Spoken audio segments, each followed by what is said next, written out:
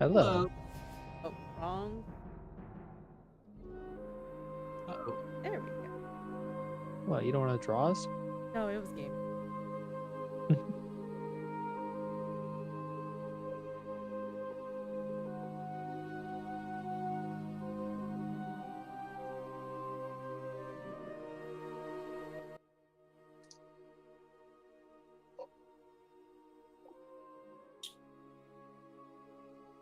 All right. Welcome back. It's been a minute. It's been a week, right?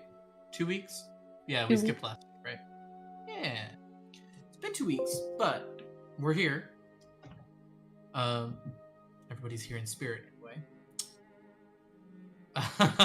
It's been wild in the absence, but I guess we'll pick up where we left off. Everybody rolled initiative last time, if I remember correctly. But what else happened last episode? For people who may not have been here. So make me pick names.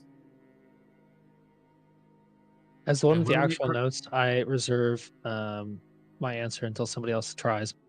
That's fine. I will say, just to be funny, I would pick on Carissa because I know Carissa's notebook got destroyed. That would be interesting to see. I did get a new one. I'm just taking very. It's not that I'm not taking notes. It's just. I'm joking with It's not you. the same. It's not the same. I get it. You got to get some motivation back into your notes. Miss my notebook. Maybe I'll buy a new D&D notebook at the Run Fair in a couple weeks. Okay. I'm going to pick Shiokaze because Shiokaze, you don't always get to talk that much during sessions. So, what happened last episode? Damn. Okay. So, we went to. So we started, I think, like leaving, whatever her face was, Steel area. Sacrament? Huh? The Steel Sacrament's tent, right? Yeah. Yeah. And then the stranger, and then we walked over to this big ol'. It was like a black tower or something. So it's the southern keep of the Twin yeah. Cities. Yeah. So we went up to this dude and we're like, "Hey, give us the shit. We are coming for this stuff. Thank you." What's the Hand it dude's name? over. I'm guessing it's this guy named Lord Thorn Blackwatch. That is his name. So there was a broken spyglass. There was, I believe, broken part of a blade. Mhm.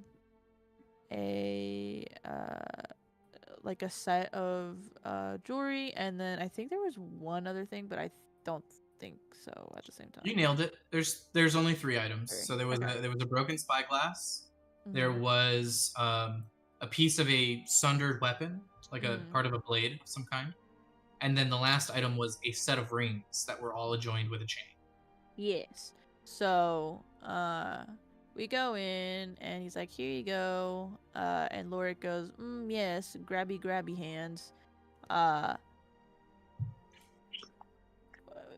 And then I held person on Lorik, but he got Seraph to grab it anyways.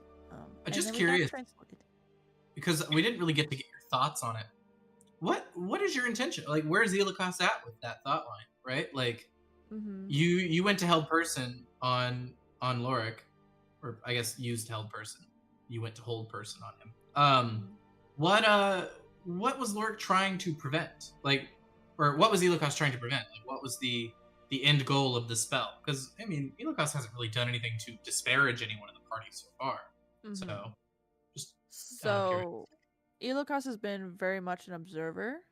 Mhm. And yes, grabby hands. And so they've just kind of been like observing everybody's mannerisms and noticed that Lorik was definitely off. Especially he's usually, taking precaution, being cautious and like, making sure he doesn't fuck up. But in this moment, like leading up to this, he wasn't, double checking. He wasn't, keeping an eye on the shadows. All he cared about was like this one thing, and it was very like, this does not feel like Lorik. even though I haven't spent a lot of time with this dude, this does not feel like this dude. And since Ilokas can, I had the thing where I could sense like the magic or whatever, in the room. They were very much like unsure about what's gonna happen. So watching Lorik just not care at all, not inspect it, not anything, just grab it. They're like, yeah, something's wrong. Something's happening.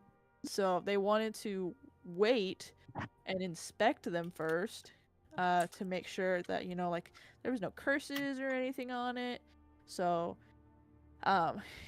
everybody's mind linked. So everybody got this kind of like rush of confusion, worry, caution, and like there was another one, like just kind of like that same vibe. Yeah. Just rush all at once, and I held person. I was going to let go, but he got Seraph to do the thing for him, and then we got poofed into this alternate dimension. And I was So like, yeah, damn. I did say, we're gonna hold on your thing. Is your intention still to let go of the spell, even though he put the rings on? Yes. Hello, I was going everyone. to release it. Gonna talk a little Once bit over I have enough just to time see if you can hear like me kind over of it. Arcana check it. But hi. Okay. Try not to talk too much. But I didn't get the chance. But my point is, we're still going to pick up like right where we left off. So is your intention to still keep your spell active, or are you gonna go ahead and? I'm gonna drop? definitely release it. Okay. So as we come back into this section of our episode, I do want to go ahead and remind everybody we did roll initiative last episode. However, we're very quickly going to jump around to everybody, and then Lorik will be last. Seeing what everybody is currently up to as this thing happens, right? So 1 second, you guys are standing in the Blackwatch Keep kind of throne room, and in the next second, you guys are standing somewhere completely different. That's true. So as I start to describe what that place looks like, we're going to still jump to everybody and figure out what we got. So we have an idea of what Shiokaze is going to attempt to do. Let's go ahead and see, Ava. What are you going to do in this? What am I going to do? I mean, I think yeah, I reached for where am I? Spyglass? I remember reaching for the spyglass. And as soon as Lorik had put on the rings and we poofed, Diaphanous went to I guess in a protective manner, just kind of hover over her. So I think just at the moment I'm very much just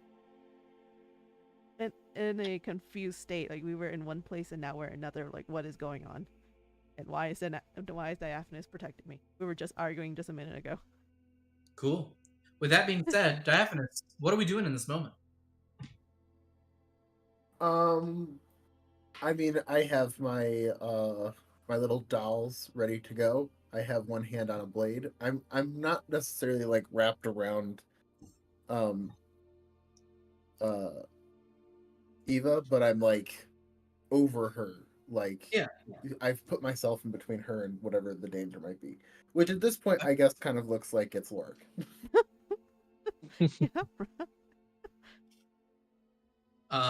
Cool. Carissa, what do we got? She's immediately, she's just like, oh shit, oh shit, oh shit, because for a second she like flashes back to being in the previous tower and kind of remembering everything that happened. Would she be able to check the Watch of Watchers real quick? Sure. Okay. Certainly could. So you pull the Watch of Watchers from your pocket. Mm-hmm. And The watch is just spinning slowly. And there's a faint heartbeat. Boom, boom. Boom, boom. Boom, boom. Boom, boom. What do you do? Can I tell if it's like, is the heartbeat getting faster? Or can I Yes not and tell? no. In this brief glance, in this moment that you are reacting, you have pulled the watch from your pocket and have observed that the needle on the top of this watch is spinning like pretty chaotically on the top of the watch. And it is alerting you distance-wise that things are potentially closing in on you, but have not yet made that like advanced movement towards you yet. Gotcha. Oh no. I guess where am I in relation to who's nearest to me? Why don't we 'Cause jump to our tactical map? Oh shit. What? I have adorned everybody Ooh. into the tactical map in about the location I had anticipated them being in the throne room before we swapped. So go ahead and take a look. I went ahead and placed you off to the side, Carissa, because I wasn't sure Mhm. exactly where you wanted to be in Yeah. location. Based on our information that we just gleaned, I'm going to move Ava over here and have Diaphanous step in front. But you can move your character to wherever you'd like to be in this location, understanding that the confines of this wall on both sides of the ravine here are like Mhm. the tall, slender columns of the place you were in before. So if you were hiding behind one, you might be on the cliff's edge up top. I don't think I was hiding behind one. I think I just hung back. I wasn't necessarily hiding, but I was just trying to stay more out of not really out of sight, just unnoticed, I guess. Yeah. Okay, so we get popped in, she panics for a second, checks her watch, and then Carissa's actually going to move. She's going to walk over to Lorik. Okay.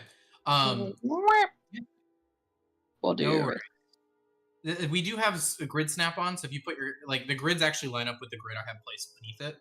So, if you throw your character around, you'll see that they snap to grids unless you have it turned off. So Gotcha. I might have that turned off just because my computer likes to not run very fast. Yeah, if you have hide grid turned on, you will not snap to grids. You can just move people around. But Okay. I think I have that turned off, but good to know. Okay, so I will freak out, panic for a second, check the watch, and then walk over to Lorik. Okay, so you make your way over to Lorik. Lorik, you're kind of last on our little list here. What are you doing? I am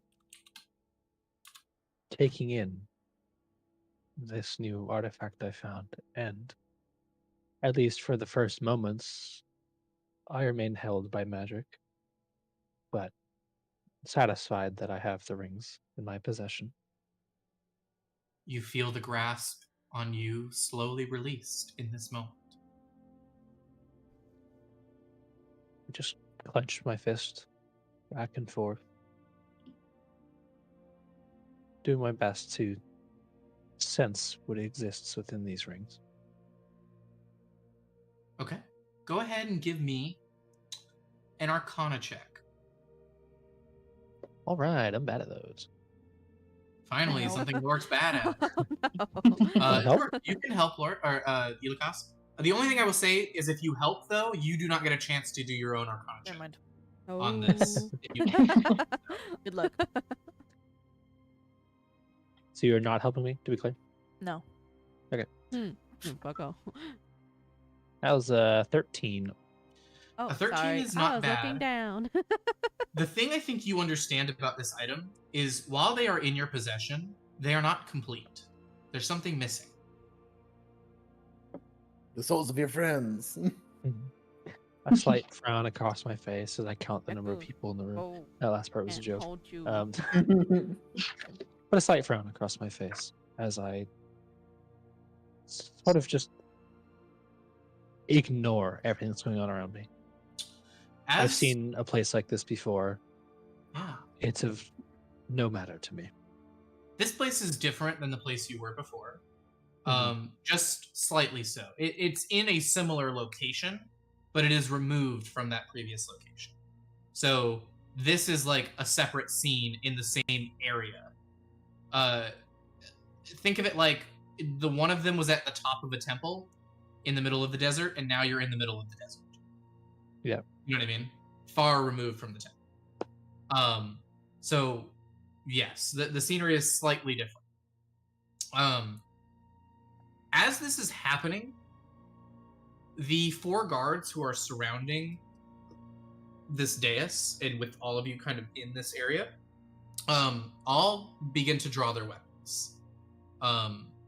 They are unsure about what's going on here. They are going to go draw to steal. So they all unsheathe their swords, and they are going to wait for a command from Blackwatch.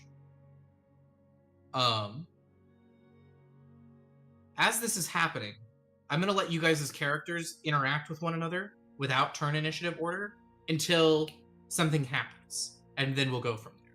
I'll let you know when we enter our little turn. Sounds good. Mm-hmm.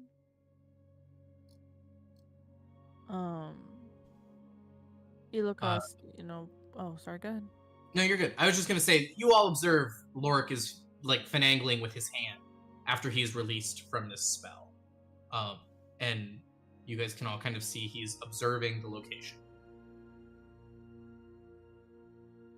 I twist the rings around my finger and just unsurprised by where we find ourselves now, as a large black floating crown slowly rotates over my head. I reach back. So my blade is still sheathed. I reach back behind me with the case or the scabbard and push Eva further behind me. Okay. What's going on? What? I don't know. All I know is the witches wanted those, and now we're in a different place. They wanted them. They're extremely dangerous. Are you saying this out loud, or are you trying to say it under your breath? Oh no, I'm saying it out loud. Okay. My fingers twitch slightly, and everybody around can hear me say, "Something's missing." What do you think that might be?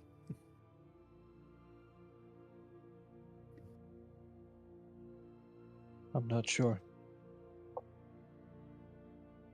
There's more to them, I can tell. Do you think it might be here? I raise my head from looking towards my hand for the first time and just take in the surroundings, seeing if I can locate anything in particular that would be in As the you direction. look up from your hand, our angle, our camera was focused on this vision of you closing and unclosing your fist.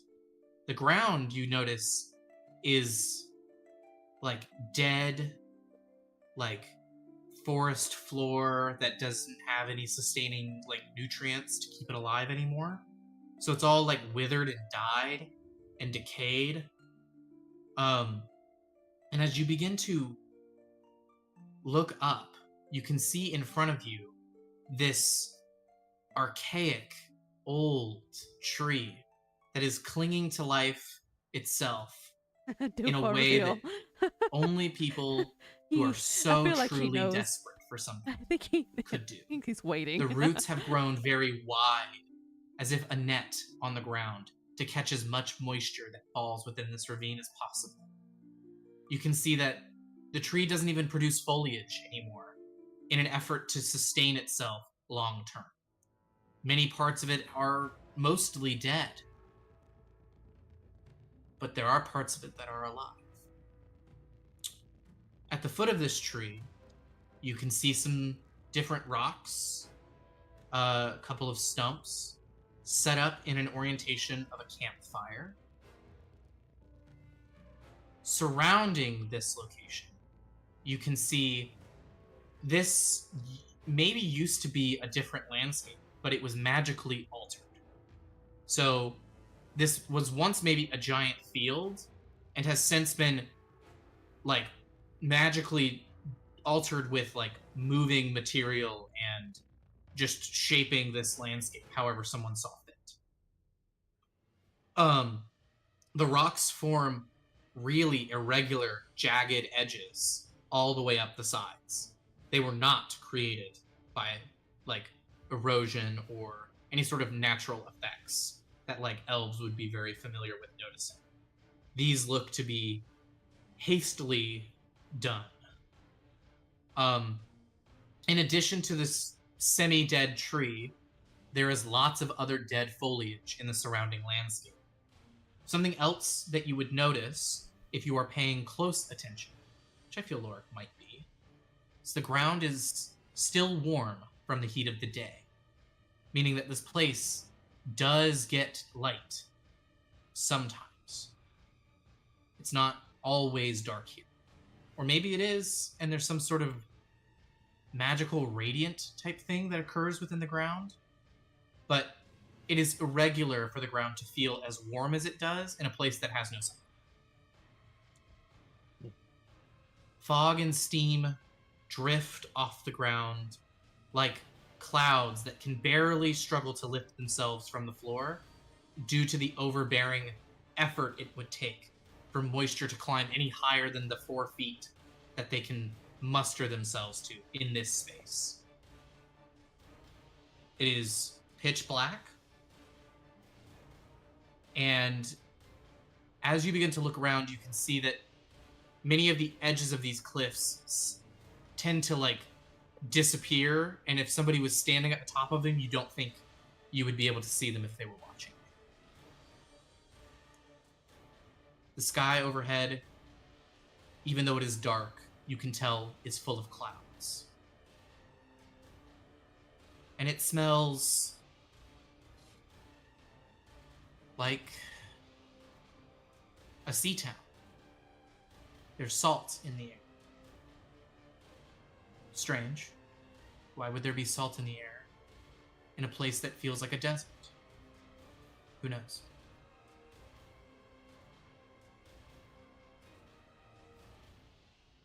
What do you do?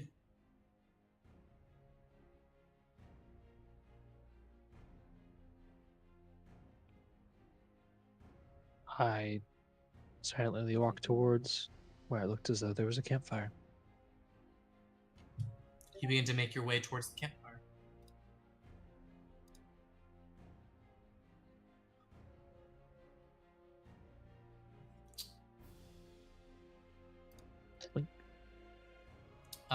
What does everybody else do? Also, you have, I gotta look to see if I can give you control of Seraph. I forget how to do that. I have control, Seraph. You're good. Good, perfect. Cool. What does everybody else do? I'm gonna walk right behind Lorik. Following. I mean, I will be following Daphnis. Okay.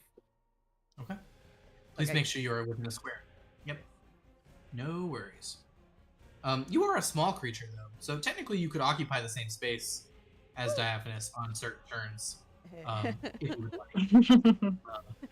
Move Although over. it might make things quite difficult, so it doesn't matter. But I can't move my character if you're on top of me. No, I'm just kidding.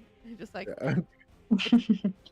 Go on. me, like, excuse me, I'm just gonna squeeze by. You're just gonna like squeeze tripping. just to get here. You're walking so close, you're like tripping me over. Oh, sorry. Shiokaze, what are you doing?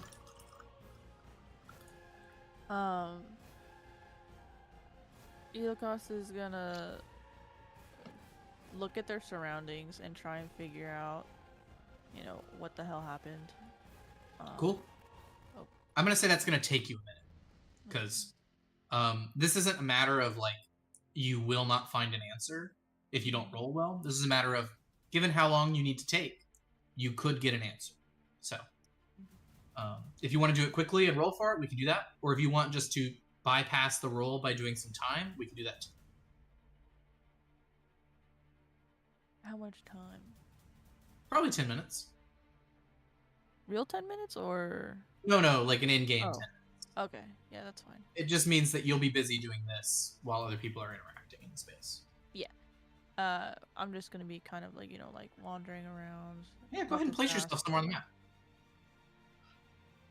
Where do you think you will end up at the end of your 10 minutes? At the end of my 10 minutes, probably be right here because I'm gonna investigate this last. Okay. All right. And where are you on your path, by the way? Where do you go? Like, how do you path around this space? So I was right here, so I'm Mhm. kind of like, like looking over here, like looking over here. Okay. Just kind of like wandering a little bit. Do you climb any of the sides or anything like that? Don't mind me. how high are I'm the very sides? much trying to figure They out. go about 20 feet up. Well, shit. Some shit on my end. Hold on, I might have a. Hold on. I'm looking at my spells. I have Misty Step. Okay. Yeah. You could Misty Step to the top if you'd like. Yes. Wank. Okay. You Misty Step to the top. Let me just go ahead and do that so I can keep track. As you stand here, you see something specific about this place.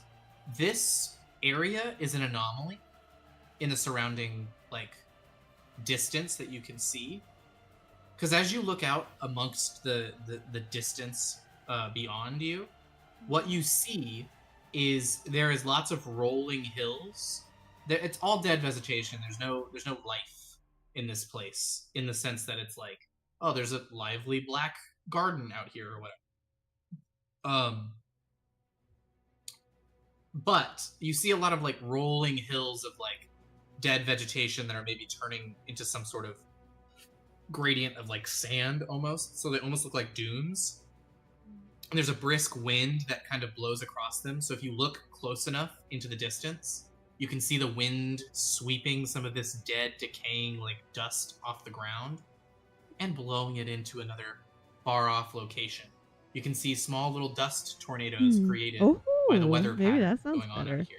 We'll see. We'll see by the end of this. As Does they this sound a ride little out bit into better? the distance. I'm doing my best. And in y'all. both directions, as far as the eye can see, you are standing at a point that is probably slightly higher than most of the surrounding area. So it is a lot easier to see farther from the top of this location. Yes, I was busy talking to my wife. Great was sorry. I was not paying And we're attention. going to leave to you chat. there for now as we do some more exploring. Carissa, you walked up to Lorik, Mm-hmm. and then you watched him examine his hand, and he walked towards the tree. No, I wasn't muted. Yeah, I, I'm gonna I'm follow. muted to and go over Discord, but I was messing with my Do you have sound. anything to say? So hopefully I sound a little bit better. As Lorik says something like something's missing, Maybe? can I? Let's see. Would I be able to kind of think back, roll a history check and think back to all the artifacts that were with the rings and stuff whenever my mom kept it in her oh my gosh, at her Move estate? things over. Sure. There Give we me a go. history check, DC Maybe? 15. We'll see. Cool. Oh, that's fine. I'm not gonna touch the mic. Ooh, damn, that's a 10. A 10. Something is missing, but you can't put your finger on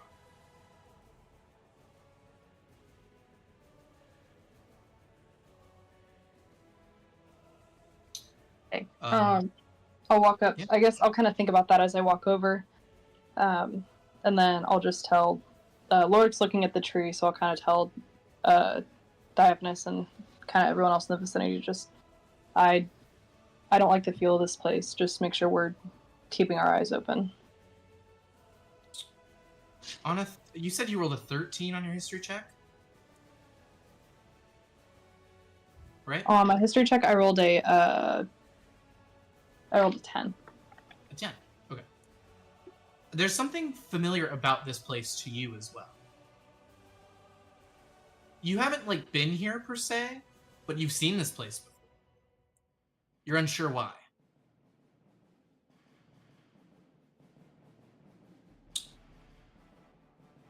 As you guys approach the tree, the guards, as they see that you are not turning and going to walk towards Blackwatch, have decided to step back and surround him in sort of a formation to give him some sort of area of protection. So what you guys glean from this is if anybody makes an advance towards him without announcing their intention, you think the guards will attempt to cut you down. The guards are unclear of what this situation looks like, and they are not willing to risk the life of their liege lord in pursuit of diplomacy in this space. I mean, is anybody paying attention to that happening? I mean, I don't know how many people are paying attention. I'm just letting you all know to set the scene here that as you guys all stepped away from him, the guards like shortened up rank and started like getting real close to the liege lord than they have. Yeah, I mean, I was asking more our party. Okay. Like not in character. No, I ain't paying attention to anything else. Okay. Cool. And then I need to roll something real quick. Cool. Artheus kind of, not Artheus. Diaphanous gives Carissa a nudge and goes, "Is this the normal thing for him?" Which He's kind of part? freaking me out here. Which part? The walking off and looking at stuff, or the transporting us to other dimensions? Because the first one is normal. The second one, I can count on one hand how many times that's happened. Black misty crown. That's a normal occurrence. No, I would say that's no. I mean, it's happened a few. Again, can count on the number. No touching things. Can count on one hand the number of times I've seen that crown, but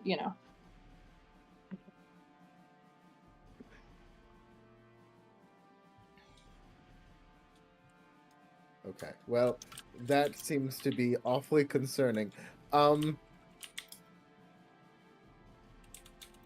Lorik, I would very much like to go now. If you could make that happen. How's my investigation of the campfire go? Do you roll an investigation on the campfire, or are you just going to take the time to learn something about it? I would like to roll an investigation. Okay, go ahead. Oh, +6. Oh, hey, natural 20 for 26. Oh yeah. Ooh. Nice. Okay. Lorik, would you like to tell people what the campsite is? No, I would not. I don't want to be wrong. I think you know. But I don't want to say. I don't have all the details you do. Lorik, it becomes strikingly clear to you what this place is. Or what it was. It's a place sometimes people see in visions. And there's a painting of it on the wall. Oh, in God the damn it, I was right. No. Okay, go ahead. This place has almost a religious significance. No. It's like this world's version of the Knights of the Round Table. It is a fabled meeting spot of heroes of old. And yet it's all dead. Why? Why is that? Why is everything dead here? You look around, Lorik, with a natural 20 on the die +6 for 26 total. Mm-hmm. You start to see spots of like the ground that are a bit What more does that lively than the mean? rest. Places that have soaked up and maybe turned a little bit red from the nutrients they received a long time ago. Oh, hi, welcome to our campaign. You don't look here and see the place that was Episode pictured in that something. image. What you see is a crime scene. You see a place where people died I zoned out. What and the fought fuck to happened? survive. And for some reason, you were brought here. Why? Who knows? But you also know that those stories often were accompanied by visions of monsters. Sometimes large birds were pictured in these visions. And you begin to question what of those stories is true and not true, if this place is real.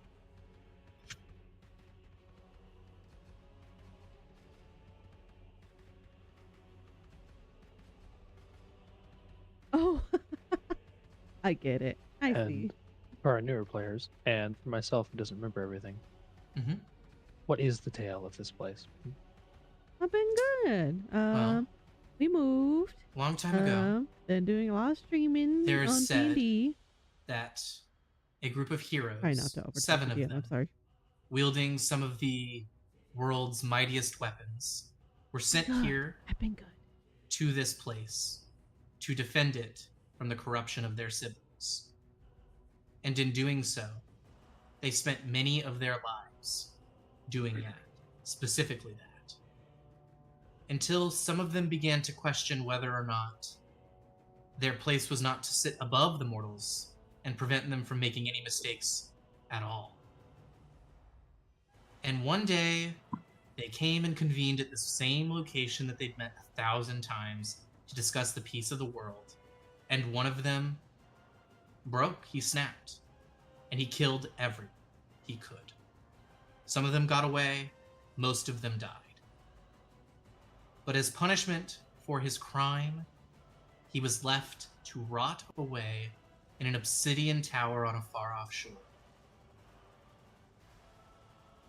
And then eventually, through maybe the misguided attempts of some adventurers from a long while's past, he got away. And he hasn't been seen ever since.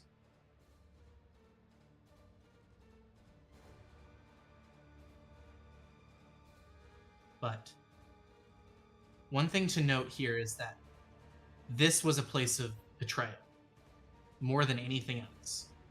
In the thousands of years that this place was used for peaceful negotiations, it is defined by the cornerstone of betrayal that happened here in a moment, and the 6 people who died.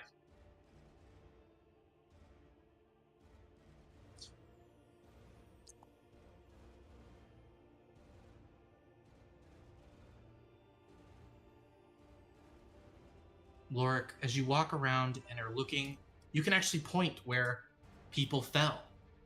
One body was here, one body was there. And for an instant, you can look and you can even see the armor of some of these people that's been overgrown and molded on top of and barely glinting beneath the surface. You can see these people still lay here in the ground, where they have laid forever, undisturbed.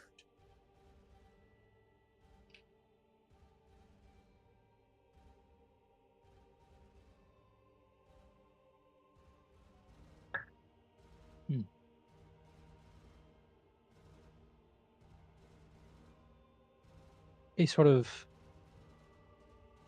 grim horror comes across Lorik's face here as I slowly come to a stand, my eyes darting from spot to spot across the earth here. Blood begins to slowly drain from my face as I go pale.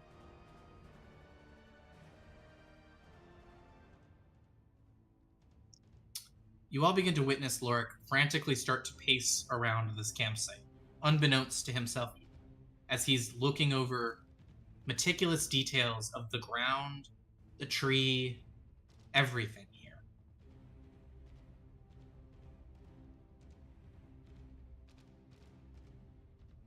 I pinch the bridge of my nose and just mutter, "Why here?"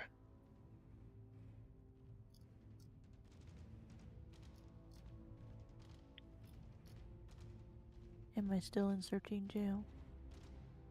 Shiokaze, it is at about this time you conclude your investigation. Okay. I want to ask you a question that's going to phrase what type of information you get. And so, however you answer it, you will get information. But Okay. depending on what you choose, you'll get different stuff, okay? Okay. Do you want information about how this unnatural landscape was formed? Do you want information about the significance of this place, which would basically just be what Lorik just explained to everybody or has understood? So you would also be in on that information. Or do you want the mystery box of information that I might be able to glean to you? Damn. You know, let's go gambling.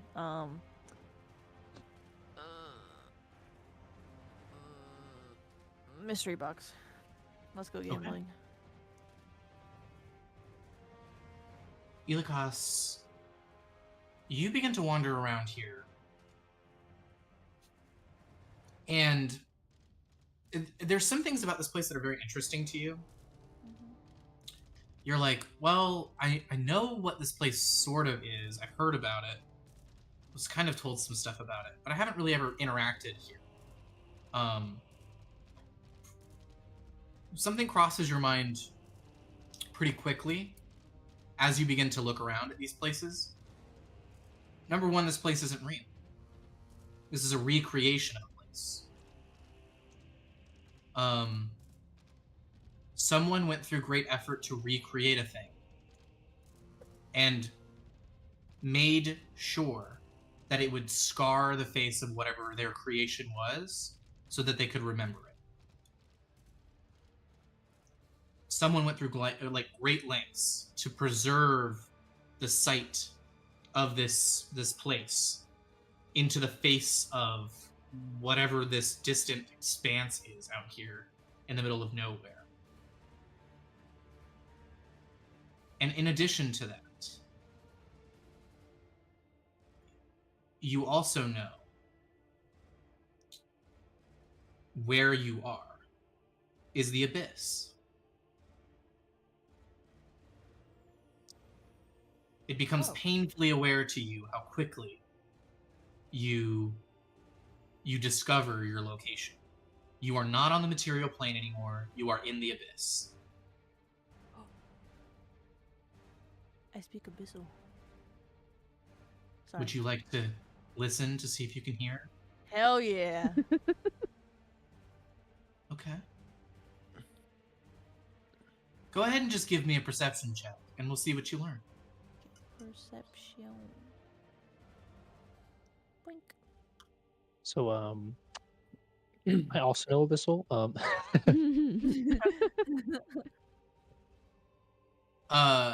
I don't think you understand you're in the abyss, though.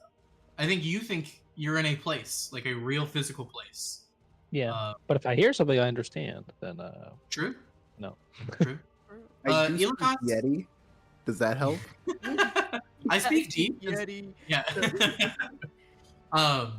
No. So, Elikas is only getting to examine speech because Elikas has recognized where we are and is listening for people whispering, right?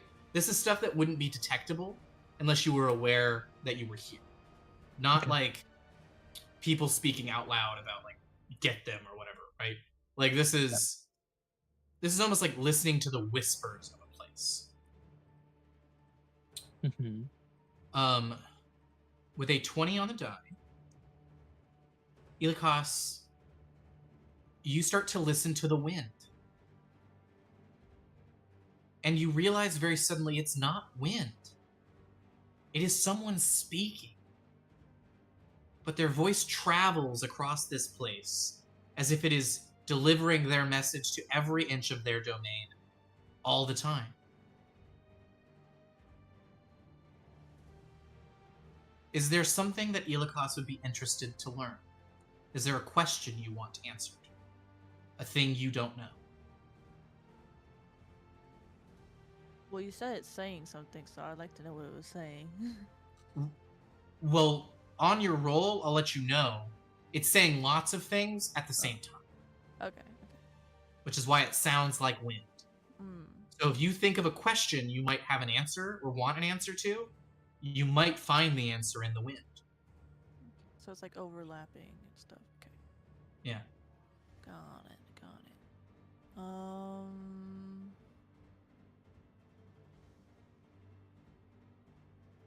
way out. I think I might try and find the way out.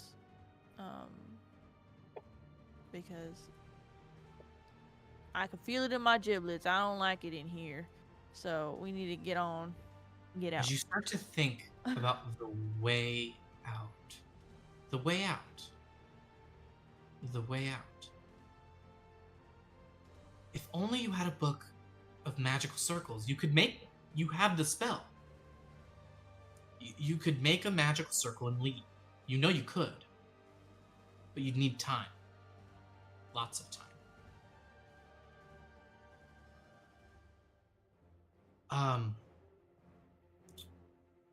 You hear the whispers begin to talk about stuff that they shouldn't know.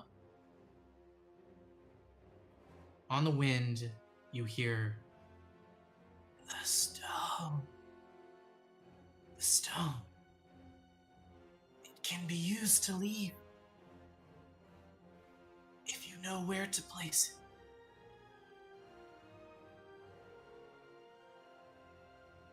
And then the voices return and begin to overlap, and your moment of clarity is gone.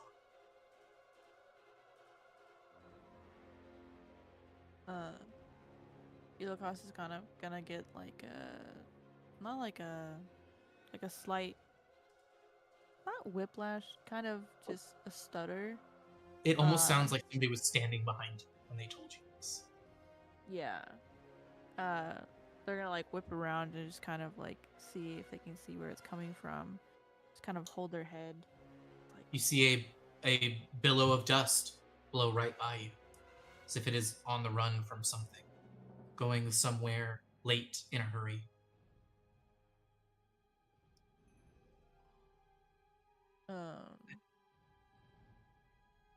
I think I'm going to try and tell the rest of the group that I want to create the way out. You still have telepathic link up. Oh, that's true. That's true. Ring ring. Banana phone. Hello.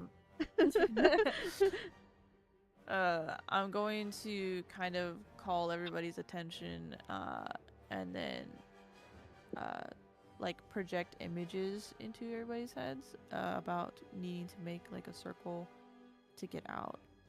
That's how they've been communicating through the head, through like feelings and images, and not voice. Yeah. You'd also need a circle to go to. You know that you couldn't just leave here. You'd need like to know a circle that you could teleport to.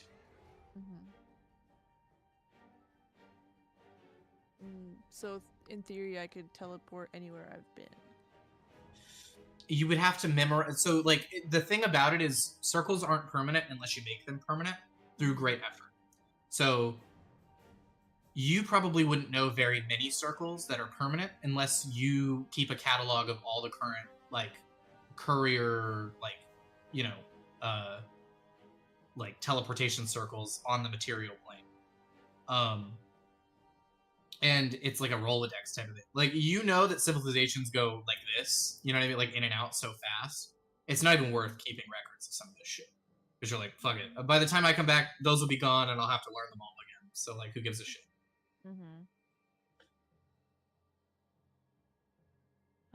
Is the circle in the city that we were at, that we met,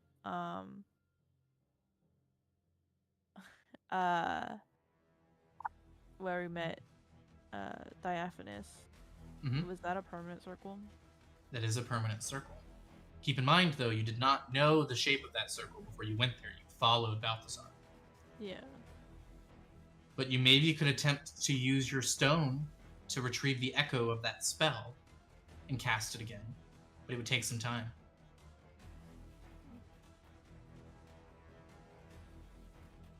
I guess I could try that, yes. As you begin to think over these things, do you tell everybody the information that you've gleaned? Yeah. everybody, what do they like? Is it thoughts and images, or is it like words that come across your telepathic bond?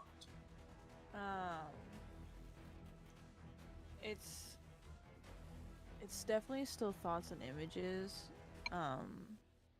What types of images do people see? The the smoke that went away. Um,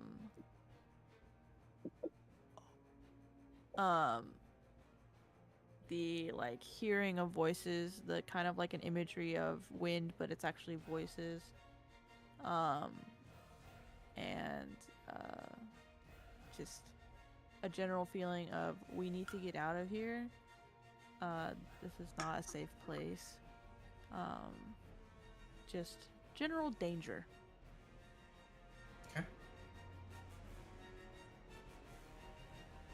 How do our other 3 PCs react? You say this is that we're in the abyss, yes? Mm-hmm. All right, ears open. You don't. Okay. Do you have a question in mind? Well, Oh shit. did you? Be back. Yes. Okay. Did you read my messages, Matt? I saw the 2 that you sent me in game. Mm-hmm. Okay. The first one you could totally do. Yeah. The second one is a statement. Yeah. Okay.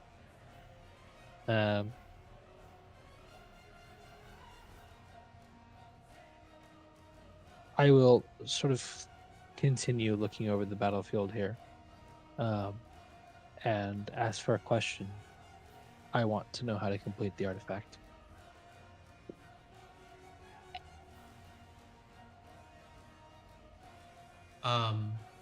Okay. You begin looking around, and shortly after this, you open yourself to listen with a question in mind, and you hear a whisper as if the wind is speaking to you. But unlike a raspy voice that Shiokaze heard, this voice is clear. Another challenge for you, my child. My children come. You must defeat them. Collect their tokens and assemble your prize. Fail to do so, and it will be worthless. And just as soon as the wind started to make sense, it scatters all reminiscence of cohesion, and it just begins to sound like wind once again.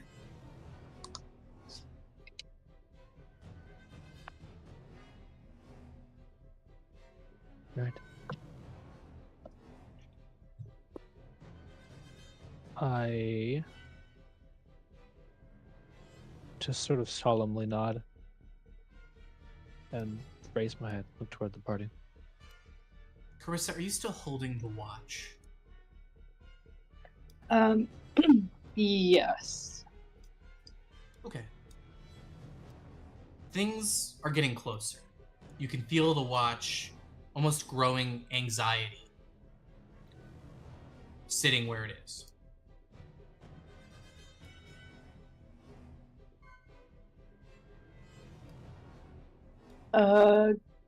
Guys, we might want to get ready for something. And she just kind of, Carissa kind of looks at the watch, and then she just kind of starts like scanning and looking around and looking up at the cliffs. Like she's trying to anticipate something coming. Give me a perception check. I can do that. Ava, what are you up to while Carissa is observing? Well, I had an idea, and then I lost it because I went to go grab and separate the cats fighting. No worries. I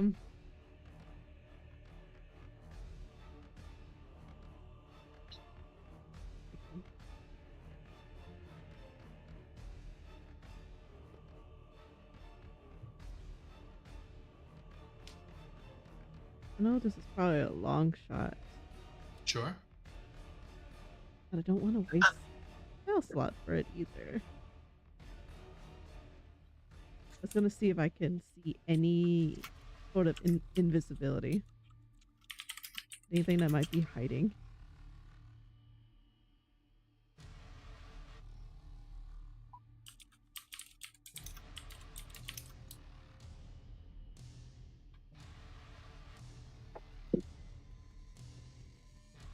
You cast See Invisibility. Ava, what's the range on your dark vision? Great question. I should know this.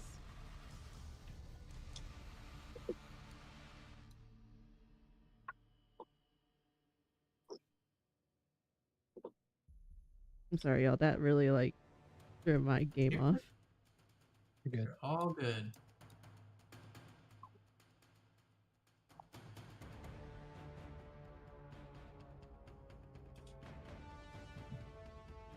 I don't know alchemy.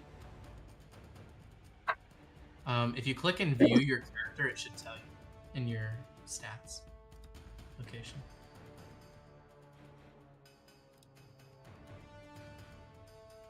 Let's see.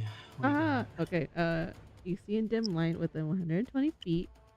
And in darkness as if it were dim light. Okay.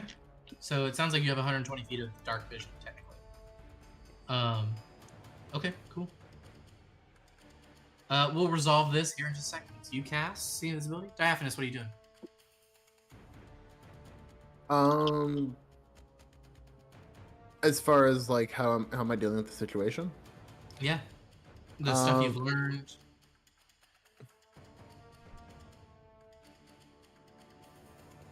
I mean, I guess we're gonna start moving over to Ilokas because they're gonna make the circle. Okay.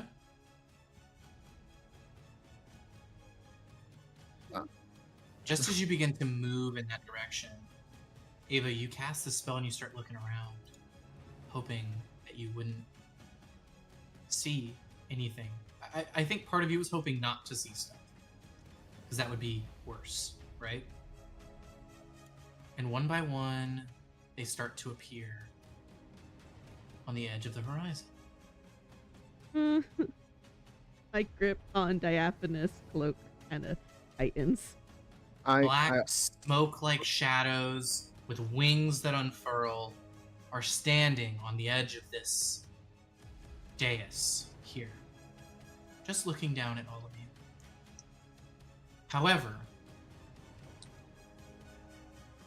unlike what Ava has just detected, Carissa, you see the real threat, which is that there is a giant bird circling overhead. Oh my god, that is big. Uh-oh. And before you have time to react, Mm-hmm. there is a circle of like lightning bolts that strike the ground around the Lord over here.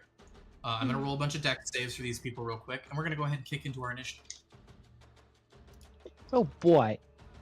Oh man. Matt, one thing I do want to do before we get into initiative, I drop one of my Ofudi, and a statue appears where he would be. Where the Lord is specifically? No, right, but it would be next to Lorik. It looks like an angel. Oh, okay. Does it look like an angel in the sense of like? I will send a picture of exactly what it looks like. And you're gonna drop one, and it's gonna be looking at Lorik, or what? It's gonna be like right behind him. Okay. I guess we'll do this one because this one you can use.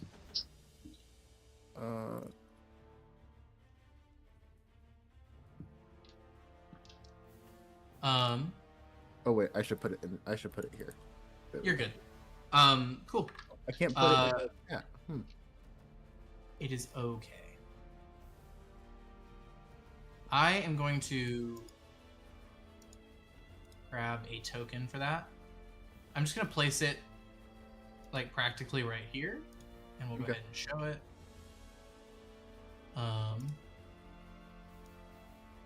and it'll be like right here, right? That's where you're wanting it, basically. Yeah, just next to Lork. Okay. All right. Its name is Endurance. If you need a name for him. You can remember what that is, but yeah. Okay. So you guys begin to look around. Oh no! And at the tops of these hills, you see a bunch of This these is the initiative order. apparitions. A lightning Stop. strike My falls on dexterity's top really of the high. Lord and his men. I've rolled a bunch of checks for them. Okay. All 4 of the guards are fully dead instantly. They take well over their maximum hit points. You can hear them get singed to their armor as if they are fused to the metal they are wearing. By the lightning. Oh. You Oh can my smell God. the dead burning skin from within the husks that remain, and you can hear the screams momentarily before the lights go out. The Lord, however, succeeds on his saving throw and comes out badly burned as he tucks and rolls and lands off to the side. But you can see, like, he's lost all use of his left arm. And you can see he's badly singed from this effect from above. And we're gonna go ahead and jump into to our whole gang here. Carissa, are you on the initiative list here? Go ahead and click go for it. Oh, okay. I couldn't remember what I rolled last time, but last time I know I had rolled like a 7 or something. Yeah, no worries. I think everybody rolled pretty similar to what they rolled last time. I'm just checking to make sure everybody's kind of in the right place. I should be very low. Yeah, you were the only one that I was about to. I rolled a 6. Yeah. So we're gonna move you to right there. No, I lied. It was an 8. I'm not. I feel I don't bad. remember. I feel like we're gonna get our rock I shit dropped mine in the rocked. chat. Yours was a 12. Oh shit. I think everybody rolled theirs and AC dropped it in the chat. Is Right? low. Yep. My It's not too AC far is up. 10. Just above the grabby hands. I know I rolled. Not ready for I either rolled a this. 3 or a 7. I can't remember which. I remember it was bad. Oh, yeah, I did 12. Mhm.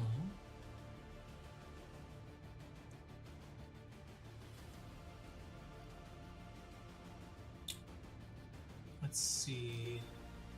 How far up are these? What the fuck? Not far. I don't see them. I'm fucking So tweaking they're right just now. above the grabby hands gift Yeah.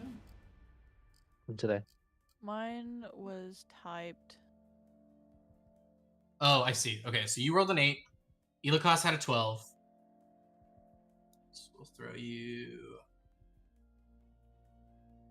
right here. And then we had what did everybody else roll? Diaphanous at 13. Was it 13? Cool. Boom. Okay. And then what about Ava? What do we got for Ava? Write down what I rolled. Ava.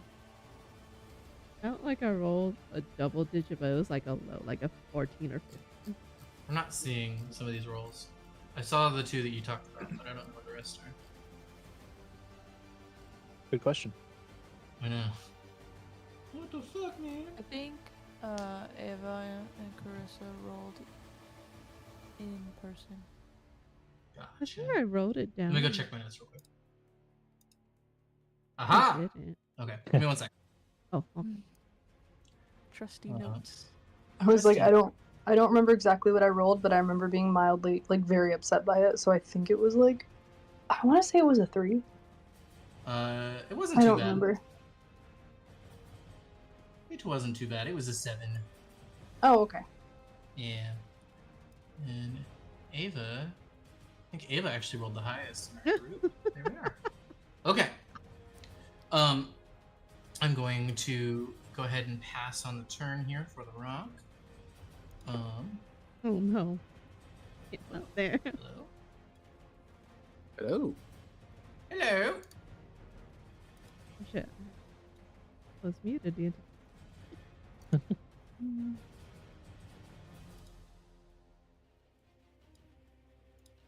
Okay. You see that all of these shadow creatures on the edge, after that lightning strike goes off. By the way, all 4 of these guys totally toast. There's no chance of even like I was like I was gonna roll damage for them. I don't need to. They're all toast. It didn't matter. It didn't matter at all. They're just gone.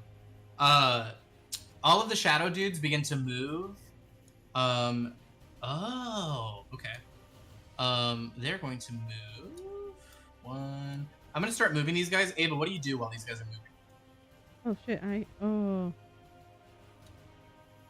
Am I the only one that can really see them? No.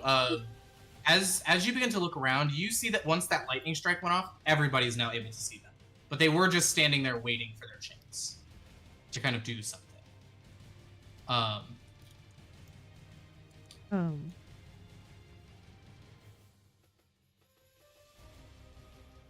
I feel like I am not as well as I am on ground, so I'm going to drop Diaphanous cloak and take flight.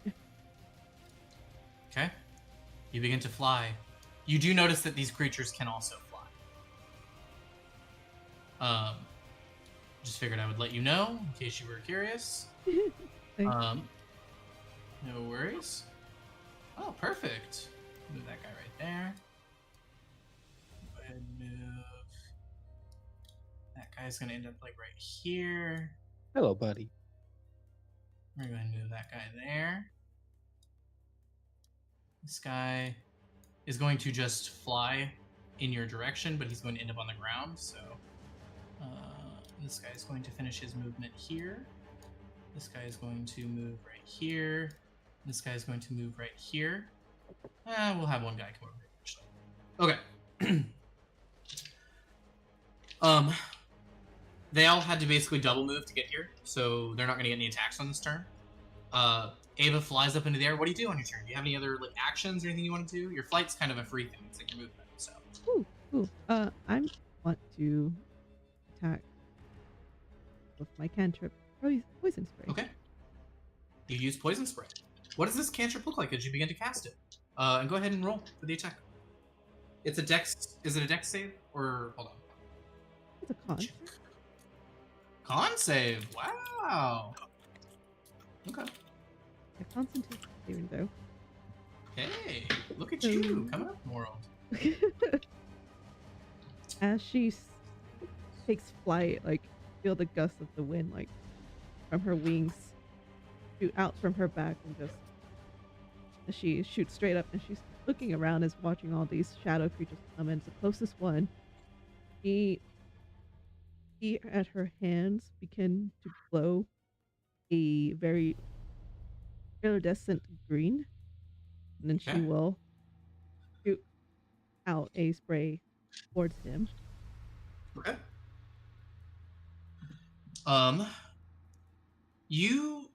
What does it look like as this spell descends on him? Like as it sprays over him? Is it just like a cloud or? It begins as a cloud, but then it turns into more of a solid, and it begins to fall like rain. As it falls onto this creature, you look at him and think like you're expecting some overshow of like the creature being affected by this thing. You notice it is noticeably unaffected by this spell. You can, if you all are keeping track of immunities, resistances, and vulnerabilities, it is immune to poison. Fuck me. Of course it is. Cool. So action, and you did your movement to kind of fly up in the air. What else do you want to do on your turn? You got a bonus action left. If you got anything you want to do with that. They have sort of bonus action, IN or anything else I could do. Cool. What? We're gonna go ahead and just kill both of these guards on the list here. They're dead, so it doesn't matter. And we're gonna go ahead and jump on down to Diaphanous. I'm trying to figure out how this spell works. Okay, I'll come back to it. Grind, solar sphere, locate creature. Lightning Vault, Death Ward, Banishment.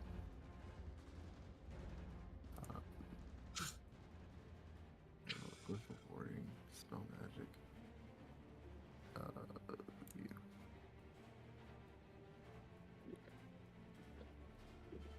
Yeah. Nope. I have so many fucking spells. This is why you gotta go through your sheet. Dude, I've been going through my sheet. Speaking of Elikosh, you're on deck, so keep in mind that you got your Oh turn yeah. coming. Don't worry. I am Cool. searching. I goes will- fireball. Fireball. No, I It's can't. funny right in because the middle I of the just group. found fireball.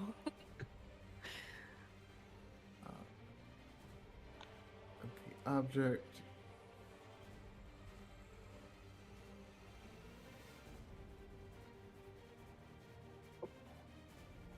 Okay, I guess I'll just cast Solar Spirit at third level. Yeah. Okay. Cool. And that's And an I'm- attack that you have to make against them, right? Yeah. Which one are you attacking? The one to my left. Okay. What type of damage does this spell do?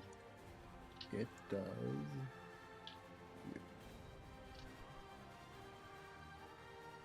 Yeah, I wish it just told you at the top. Says piercing and fire. Okay, cool. Cool. Yeah. All right.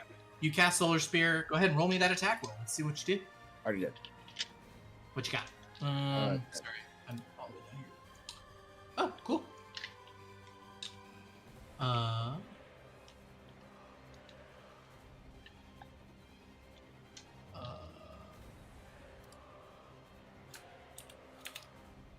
Lork, give me 1 second, okay? And I'll worries.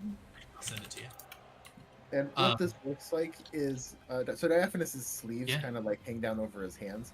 He just like looks like he like kind of like does like a flick of his wrist as a shuriken with a little like paper like flies at this creature.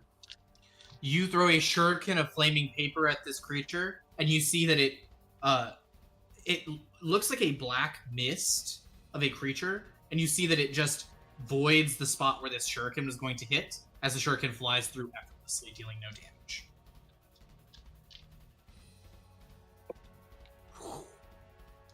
Unless you deal half on a save. Do you deal half on a The save? target each creature within 5 feet. It must make a dexterity saving throw as well. Yes, so we made the dexterity saving throw. 16 plus 3 for its dex. That's a 19.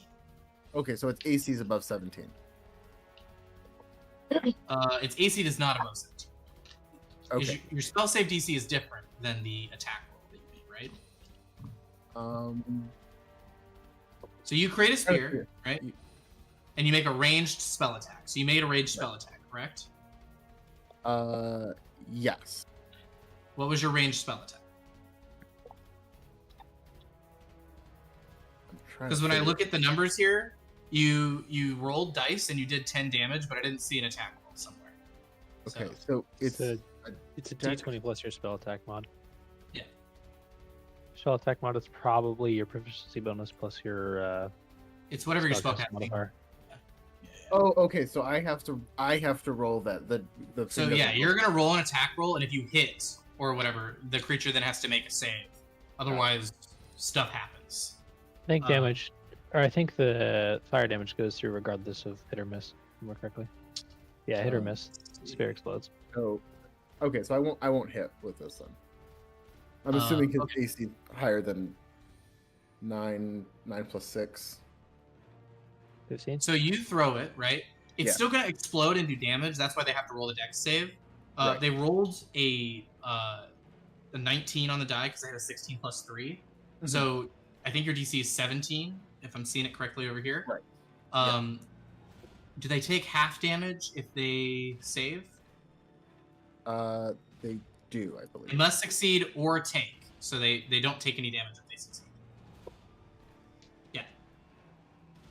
Succeed on a dex saving throw or take 2d6 damage. It says nothing about whether they fail. So, your shuriken kind of goes straight through them, and as it blows up behind them, you see that the creature kind of exhaustedly rears its head around, looking at you.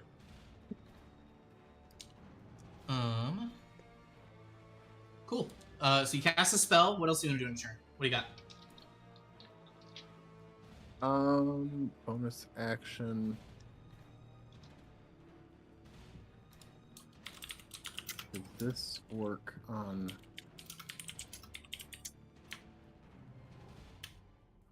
As of right now, I am going to. Well, I can't really do much at this turn because I just summoned one of my guys. Okay. So, I am well, and I kind of like my positioning too. So yeah, I'm just gonna stay right here. Okay. You stay right where you're at. Cool.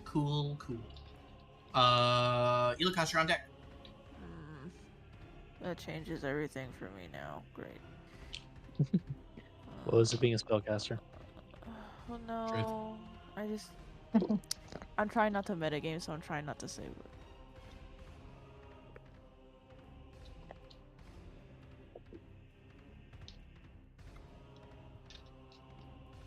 Lorik, you're on deck, by the way. Yep. Okay.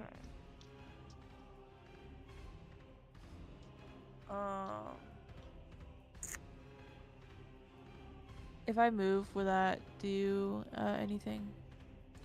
So if you move to this square here next to you, the left one, you won't provoke any attacks of opportunity. But if you move to the next square south of that, this shoot. You see that So- ping that I just did? That guy will What get if I move right here? Then you're good. You're still within 5 feet of both of them, so no danger. If you move, let's see, what is their range? So I You're can good. basically Yeah, destroy this. I would almost recommend, just for your like game knowledge sense, most characters and things don't have like 10-foot reach. Okay, so if you wanted to, you would want to stay out of this guy's 5-foot squares as much as you can. This guy over here. So you'd probably want to move to the right and go up next to this other creature. That way you stay out of his 5-foot radius and can still do whatever you want. That way.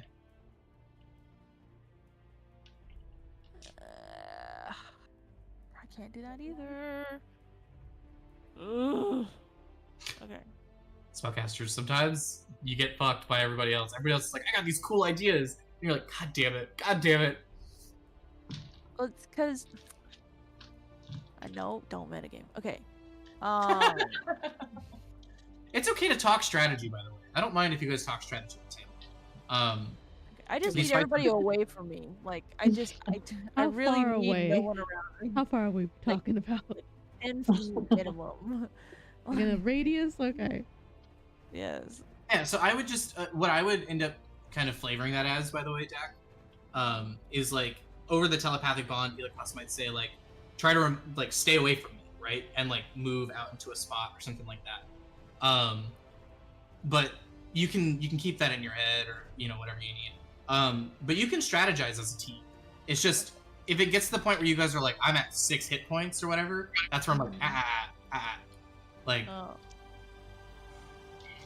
I didn't know if we were like allowed to talk about like.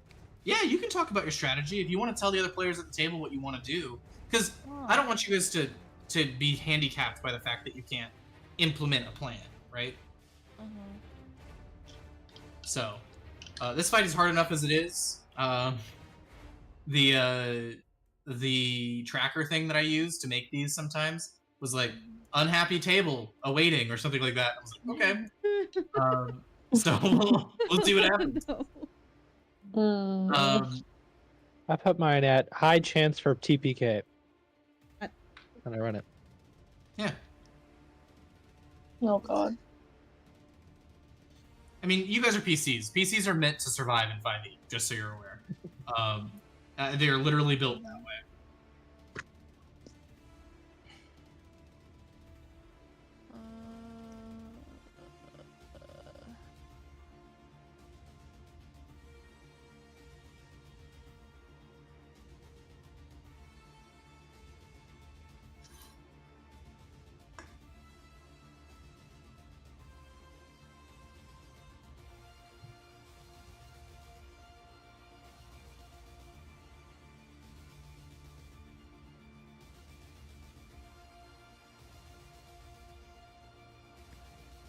Honestly, you can drop a fireball in my head. I'll survive. So I'm reading this spell glyph of warding, and it says the casting time is an hour. Yes. Yep. What purpose would that possibly serve? Setup. Like it's like traps and dungeons and stuff like that. So it's like more of a like a defensive spell that you put on like locations. However, as you know, I'm a flexible guy. If you have ideas or applications in which you think you would like to try and maybe do it now, we might have you roll some Arcana checks to maybe nail it, and it might take you a couple of turns, but I won't make it take that. If the idea is cool enough. If it's like, I want to sit here and draw out this glyph on the floor and somebody blows up, I might be like, okay, well, we can roll some checks, but if you roll the checks poorly, it's going to take you an hour. Okay. I'm joining on my phone. Can I twin spell a cantrip? What? Can I twin spell a cantrip? So, twin spelling affects anything that's single target. So if you can select a single target of your cantrip, then yes, you may twin spell it. The other thing I would say that you could do is Quicken spell, which allows you to cast both a leveled spell as a bonus action and then a cantrip as a primary action. So those are things you have access to as a sorcerer, depending on what you want to do. But yeah, by all means, twin spell a cantrip. Okay. I'm gonna use a sorcery point and twin spell Mind Sliver. Okay. Oh. That's a good one. I'm going to do the one that's right in front of me. Okay. And then... Oh, okay, I got it back. I'm back. You're good. No worries. Then this one over here. The one to your left as well? The one to my right. So the one in front of me, and then the one near Blackwatch. Okay, gotcha. Cool. So they're gonna roll a save. Let's see, what are their stats? Okay. Yeah, they both failed. What does it look like as you spike these guys psychically? So, basically, Shiokaze is just going to get really frustrated, and then just kind of like hold their head in their hands and just kind of like flick their arms out, just kind of bam, and then from their left hand going out into one in front of them, and their right hand going to the one to the side to the right of them. Mm-hmm.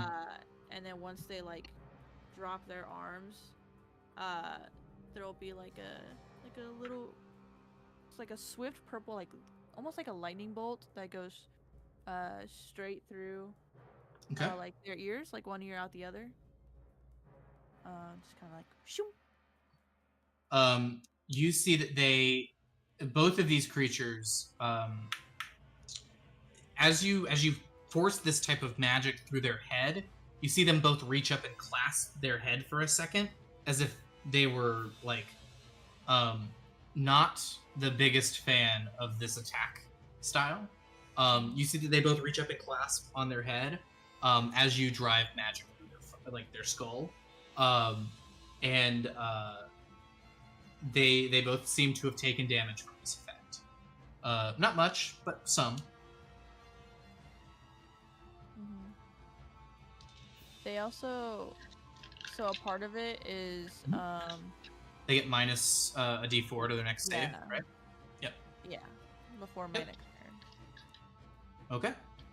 Well, I guess we'll see if they have to roll any saves before then. Maybe somebody's going to be lining them up with some sort of spell. I know Blackwatch is looking to line somebody up, maybe. Cool. All right, Lorik, you're up. All right, Schmunky Seraph up to in between these two. Okay. I'm going to animosity manifest myself as I slit my wrist, coating my blade in my own blood. 2, I'll take that. Give me 1 second as I edit my thing.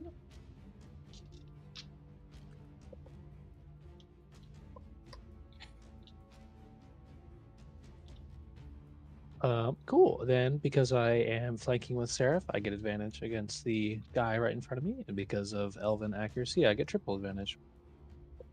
So I will attack with my triple advantage. Okay. Holy shit. Did that work? Hello? Yeah. Yeah. Oh, it didn't work on my side. I can't see what I rolled. Oh, I can't see what you rolled. I was like, I thought you were asking about the logic. I was like, yeah, go for it.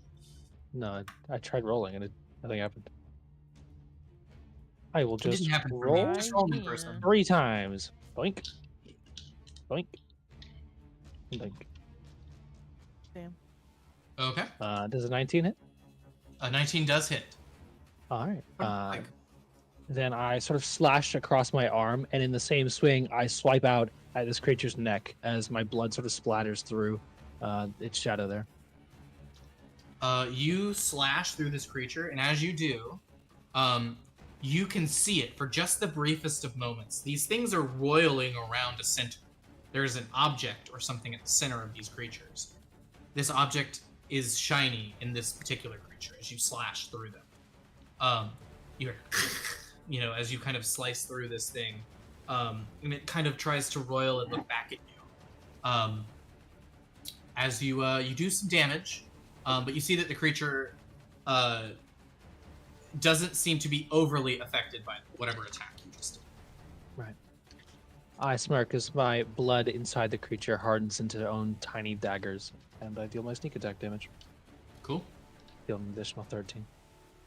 13 damage. You see that the creature, as it turns to you, you like think about this blood hardening into like spears as it starts to stab out the front of this creature, and you can see its chest begin to manifest as a solid object as barbs of your blood begin to splinter out from the center of this creature in all sorts of directions. You see it goes as it looks away for a second from Carissa to make eye contact with you.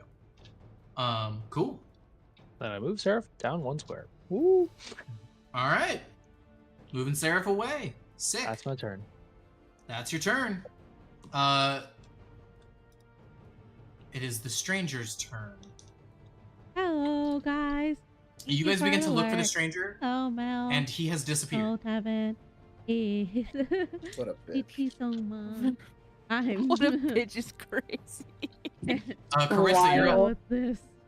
It's Okay, so scary in here. To be fair, I did So roll a much stealth going check for on. him earlier to see how quickly he could get away, or like if he could hide. And he rolled really well, and I was like, okay, I'm just not gonna move him because then I don't want people to be drawn to the fact that he's gone. But yeah, you guys begin to look around for like, it's like, hey, wait a minute, where's that fucking guy with the mask that came with us? Not here.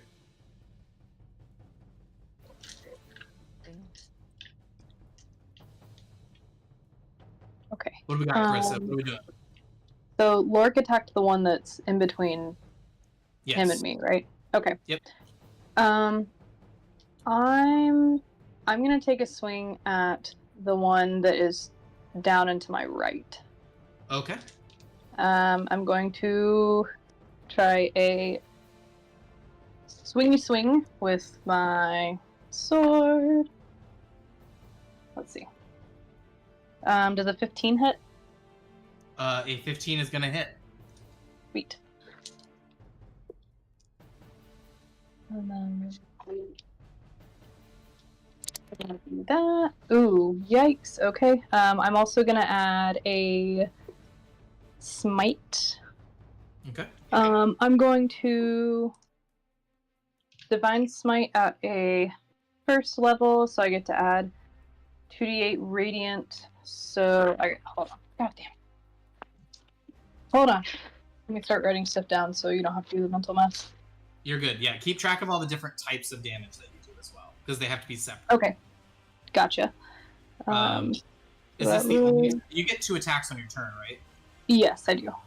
Okay, so this is one of your first attacks. Who else are you attacking? Let's set both of those guys up so that as you roll dice and do everything else, Mhm. you can move on to the next player or whatever in order while you roll out the damage totals. But we'll talk about like what it looks like and stuff in a moment. Sounds good? Okay. Yeah, sounds good.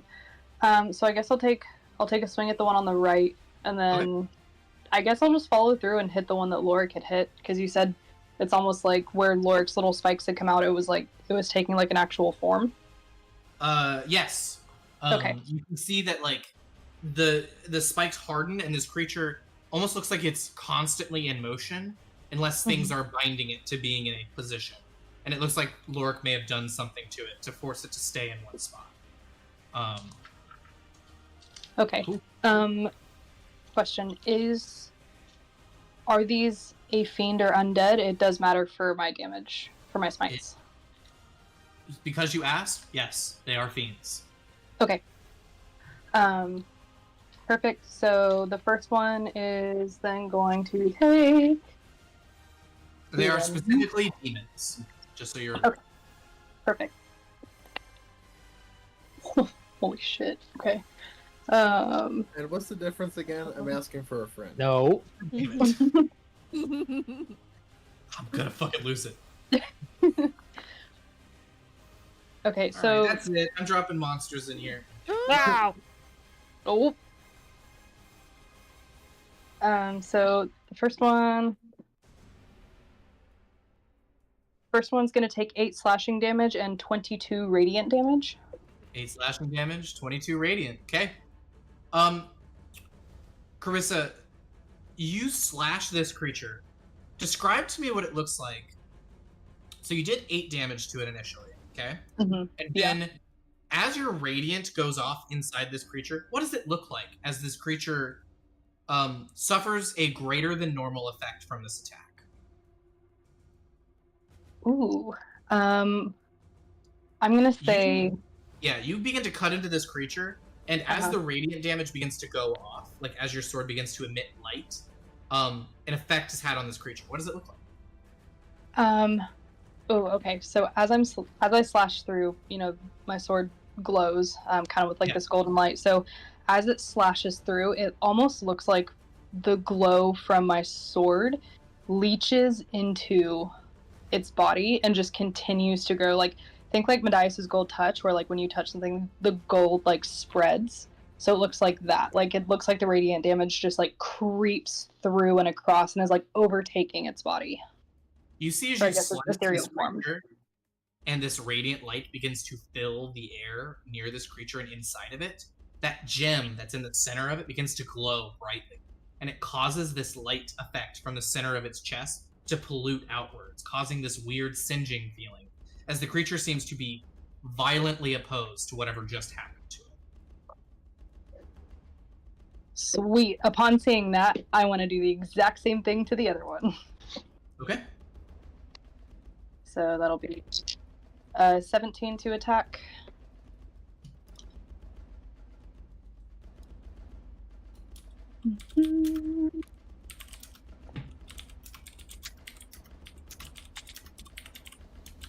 And I will cast Divine Smite again, so that'll be 3d8. Oh god. Good lord. Have I ever told you guys how much I love being a paladin? Only every other session. Alright, so the second one gets 12 slashing and 20 radiant damage. 20 radiant damage. What does it look like as you sunder this creature? Let's see. I guess I'll just kind of... I aim to swing exactly where the spikes have gone through, and it's kind of been almost tethered down to the earth. And the glow from my sword just completely consumes the creature, and it just, like, falls apart in this golden dust. As you swing into this creature, you once again strike that gemstone in the center of its chest as you cleave through these bloody spikes. And as you do, the gemstone alights and blows up all of these bloody spikes as they begin to explode into different orientations, fractaling off into different directions. And you see that as you did that, parts of this creature are now just gone. As it looks to you to reach out and do something to you in this moment, it begins to disintegrate in that moment and fade away, becoming part of the dust on the ground. Hello. Over there. The gemstone that was in its chest there's no room for you drops up casually here. to the floor. There's no room for you up here. Apollo, go. Apollo, be careful. Let's go. Cool. Is that all you do on your turn? Yeah. I Cool. believe so. Because that was attack, bonus attack. Yes, that's it. Yeah.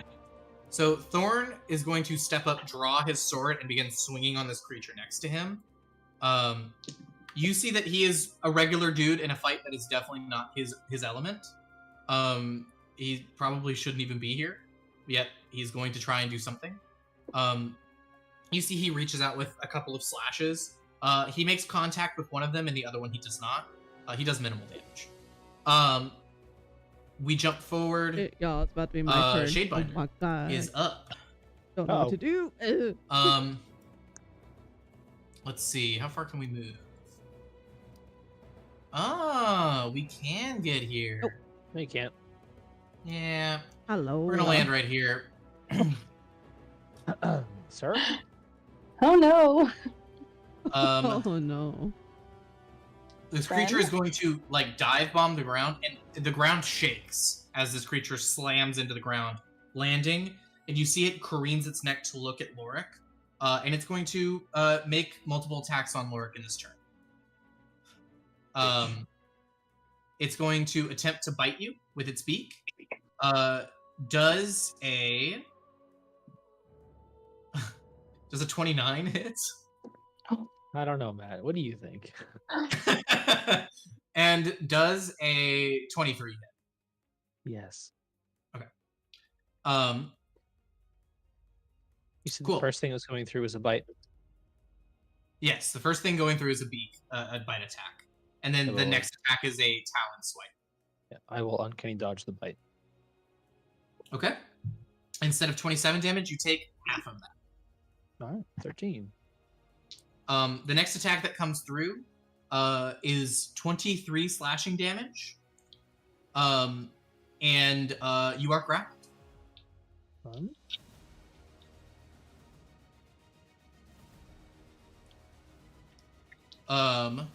Cool. And that is going to be... It used all of its movement to get here and then attacked, so I cannot leave. Fuck. Fine. It stays here. Cool. Diaphanous seeing him get captured, he yells, Oh, I get to roll for... Endurance! Retrieve! I get to roll for his breath weapon again real quick. Damn it. It's okay. Okay. Diaphanous shouts to his thing to retreat, correct? Yes. Okay. Cool. Shadebinder went. Now it's time for all the shadow demons to go. Let's see. We'll start with Ava. Oh no. The dude who flew over to attack you originally is going to ascend to your height in flight, and make a couple of attacks on you. Sorry, he's gonna make one attack on you, but it's okay. Oh. Does a 21 hit? Oh, yes, yes it does. Okay, that's 10 psychic damage. And then it's going to be... Hold on. Sorry, it's 17 psychic damage. Oh My bad. my god. And that'll be its turn. We're gonna very quickly roll on everybody else. Let's see. These guys are still not in the fight. I want to move them in. So we're gonna pull. Diaphanous, is this creature, this 5-foot thing, it's a creature, right? I can attack it. It's a gargoyle, yeah. Okay. You see that this shade begins to move through this tree and appear on the other side, standing to give kind of an advantage there. You see this one is going to go ahead and close with the group here. And this one here is going to go ahead and move in to close with Diaphanous, but can't do anything. This guy is going to move in and do some attacks. Okay, so those two have gone. Okay. Ilikash, you got 2 attacks coming your way. Does a 15 hit? Unfortunately. And does a 13 hit? Yeah. Okay. Let's do 6. That's a lot of dice. It was only 3 dice. But yeah, multiple. If there's more than one, I don't want it. I heard it was 3. 13 psychic damage from the first one. And then only 7 psychic damage on the second one. Okay, -20. Those two guys are done with their turn. One of them moved all this way to attack Diaphanous. Couldn't do it this turn. That guy's already gone. One of them attacked Ava. All right, now comes the moment of truth. Diaphanous, I've got 2 guys swinging on your gargoyle. Are their attacks magical? Let me make sure that they are or not. I'm gonna say no. I don't think they are. Okay. They will. Is it slashing or piercing? It is psychic damage specifically. Okay. Then they'll do full damage. Okay. You see that these creatures reach out to like affect this gargoyle. One of them rolled a what is that number? Ooh. A 12. And then the other one got a 7. Both of those will not hit. Okay. So your gargoyle definitely dodges these 2 creatures reaching out to psychically affect this creature. And then Carissa, as you have destroyed one of these creatures, the other demon was going to go ahead and attack Lorik, but has decided you are a bigger threat and is going to go ahead and do some damage to you as well. Okay. Does a 20 hit? A dirty 20? Yes. Okay.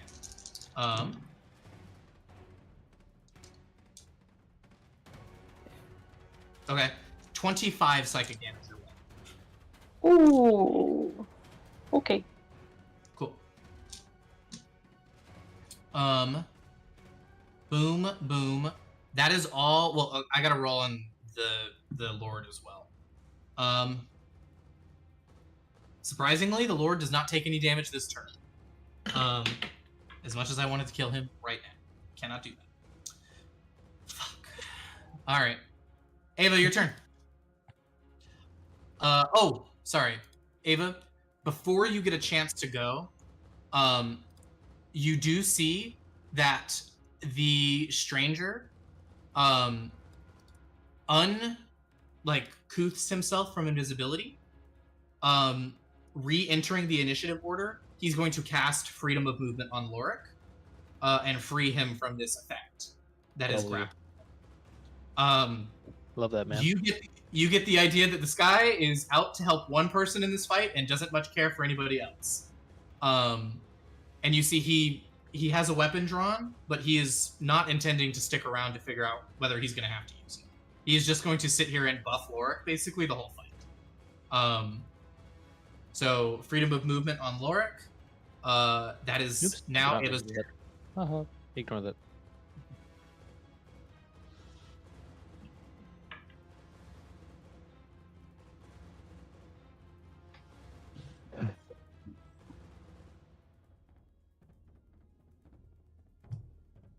I was rereading what the curses do, so I was... You're all good.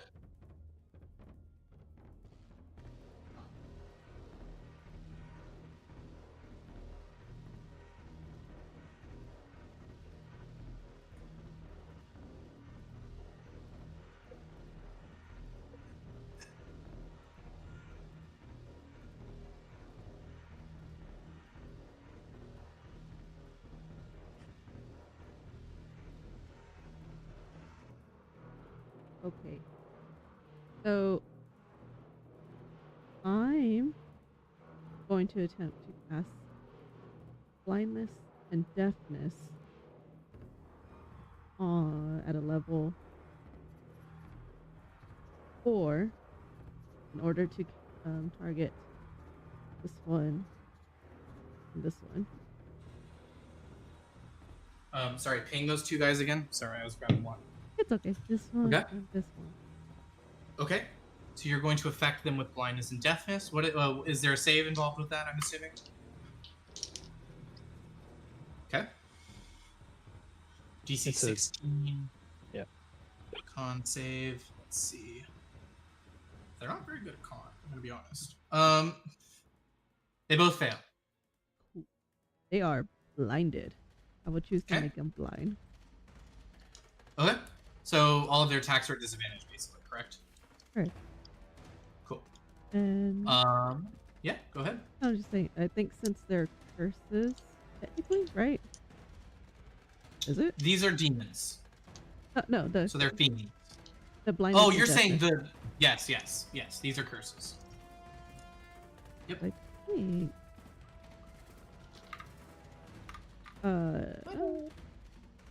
If I'm reading this right, you could correct me if I'm wrong. Sure. Lay it on me. What you got? Let's see. In the racking curses, if a witch's curse inflicts added harm, starting at level 5th, once per turn, when you deal damage to a creature that is under the effects of a curse you cast, can deal an extra 1d10 psychic damage. So. Okay. So any of these creatures of these two that take damage from any outside source would get an extra d10 on top of their damage die. So Ava, just keep track of who's attacking those two guys and let them know on their turns. Okay. Cool. Sweet. Thank you. I was How like, do you blind them? Since they're directly across, like I outsource both of my hands out as it's like a quick motion as she's going into her pockets to grab a bit of bones, and she crushes it in her hands, like bird bones. And she'll crush it into her hands and expend out. Is it like an owl pellet? A what? Is it like an owl pellet? You like cough it Next. up. Oh my god! No. And then you gotta like sit there and like pull the bones out of the like you gotta separate the bones and fur and Like, hold on, guys. hold on. This actually takes a full minute to do, but we're gonna just go with it. Yeah. And she'll point at each of them as she's flicking it out. And as the blindness takes over these demons, you'll see tendrils of black shadows go around their face and into their eyes. Okay. Cool. Diaphanous, you're up, buddy. Illicosh, you're on deck. For some reason, wind like blows out of like seemingly nowhere and pushes up Diaphanus's sleeves, and he proceeds to make some hand signs and summons a phoenix that appears out of nowhere. And the phoenix, like it's like a scroll appears out of like thin air and like unfurls, and this phoenix kind of like peels itself off of the scroll. And he casts Firewall directly in front of him and trying to hit these two guys like right in front of him. Cool. Let me see if I have a wall token. I don't. It's fine. Yes. How long is your wall? It is 20 feet. Okay. How? Where do you want to start it? Where do you want to end it? I guess start it right in front, or like right to the side of Carissa, and then have it go straight back. So it'll go from Carissa all the way to the guy, just next to Illicosh. Yeah, right there. Sorry. So the wall is going to Straight north, 20 feet. Straight north. Got it. 5, 10, 15, 20. So that's the last spot right there, right? Connected? Somebody check the math on that. I think it's one more beyond that. Are you sure? 20 feet? 4 squares? Yeah. So if I start on the one that's right next to Carissa, and I go all the way I north. see what you're saying. Got it. Yeah. That's fine with me. We'll do that. There. Cool. I've always wanted to. No. And then so, like, the phoenix like flies out of the scroll and then like burns the ground and then quickly like turns around and flies back and like reattaches to the scroll and then ends up back in Inspector Marrow's hand. Okay. He puts it back in his sleeve. Bonus action. I am going to turn invisible. Oh. Oh. All right. Real?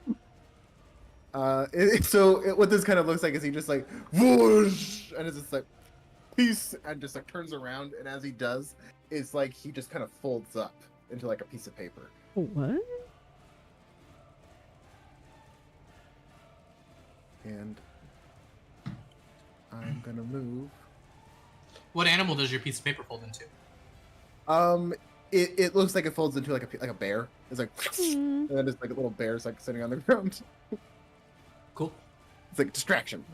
It's like substitution jutsu. It's exactly like substitution jutsu.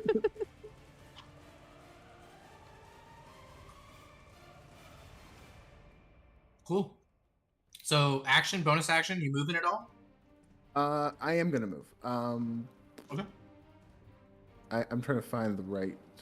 It's fireball. Yeah, there it is.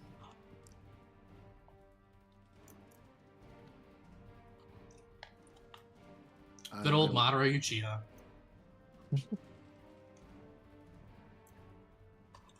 Yeah. Okay. So as you step away, the one of the guys who's doused in fire, I guess two of them, right? Two guys are destined fire. Yeah. Yeah, both of them were within 5 feet of you, and this guy down here next to Ava was also within 5 feet of you. They're all gonna burn their reaction and take a swing of opportunity on you. Let's see. Okay, so they can see me. It's gonna be a disadvantage, but they'll still try to attack Gotcha. if they can. Right? You disappeared, so they're gonna swing at the space. Mhm.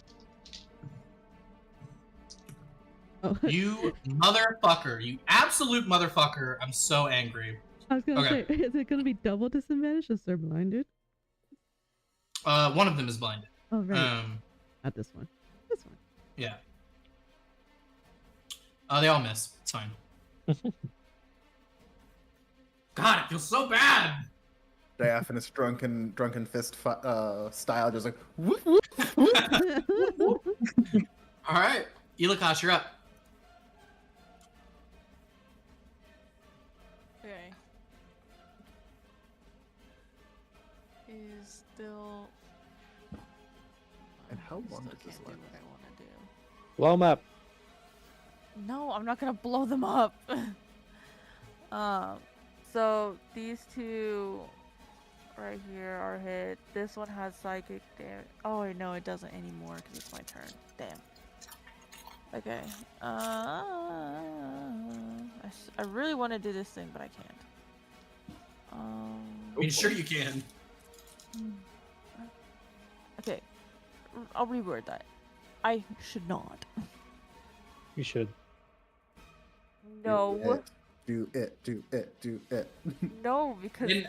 I didn't ask how big the room was. I said I cast fireball. Exactly. Fireball. Dun, dun, dun, dun, dun.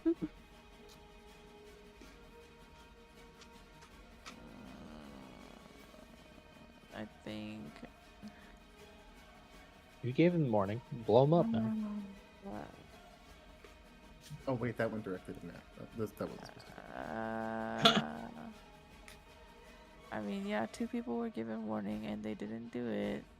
So that's true. I'm assuming you're gonna do your thing. My thing. Your necrotic thing. Is that right? My necrotic thing. What? Never mind. Don't worry about it. Oh, yes. Yes. How many feet up in the air is it though? Arza Hadar. Okay. It's 10 feet. Yeah. You cast Arms of Fahar. Where is it? Where is it located? It's all around me. The tendrils of dark energy erupt from you and batter all creatures within 10 feet of me. All right. So unfortunately, it gets diaphanous. No, that's the 10-foot radius right there. You're good. What do you mean? Did you not? Oh, did I not show it? There. That's How 10 big feet. is your 10 foot That's radius? That's not Wait. 10 feet. That's not That's right. 10 foot diameter. Hold on. Double that. Hold on. Give me a second. Where is it? Why is this thing not the right size? What is I'm gonna- happening? Hold on, let me go to its view. Maybe I could just change the size of this motherfucker. It's gonna be a 4x4. Not 4x4? No, It that's should a be a 2x2. 4x4. Yeah. It should be a 4x4. Oh my god, that's There it is. Okay, wait. There you go. Yeah, that's right. That's correct. Bonk. Bonk. So Ow. basically, it's gonna hit this one. Help! And it's gonna hit these two. And then Yeah. unfortunately it's gonna hit Diaphanous. Oh wait, I guess since he disappeared. Does it say targets you can see are affected, or does it say any target? It says all creatures. Okay, so Probably Diaphanous will be affected. Give me just a sec. I gotta see if I fall out of invisibility. Because it's not a spell. It's a it's an ability. Ah. Uh, Ava, you are not affected. You're 30 feet in the air, right? yes. It's like, am I gonna get hit too? How high does I hit? Yes, I'm gonna hit all someone four of forces me to make a saving throw. So is it a saving throw? you. Yeah, it's a straight Yes. hit. It is a saving throw. Okay, what's the DC? Oh, 16. Dex, strength. So 8. 4 of the bad guys get affected in this as well. 2 of them fail, 2 of them succeed. Okay. Mm-hmm. Mm-hmm. Any of them good? Mm-hmm. Any of them how they looking? Which ones are Good looking? How they evening, looking? Netchu. I'm gonna just slide these fire Hello. pieces over so we can see that Welcome those 2 to guys the are there. session. But remember that's just a 5-foot wall. Yeah. How much damage does your thing do? Only okay. Okay. Mm, They still look pretty fine. You see that these tendrils reach out. Like, what is this? What is these like black arms of like tendril magic look like as they rip out and start grabbing creatures and whipping them around and bludgeoning them and whatnot? So, Shiokaze is just kind of gonna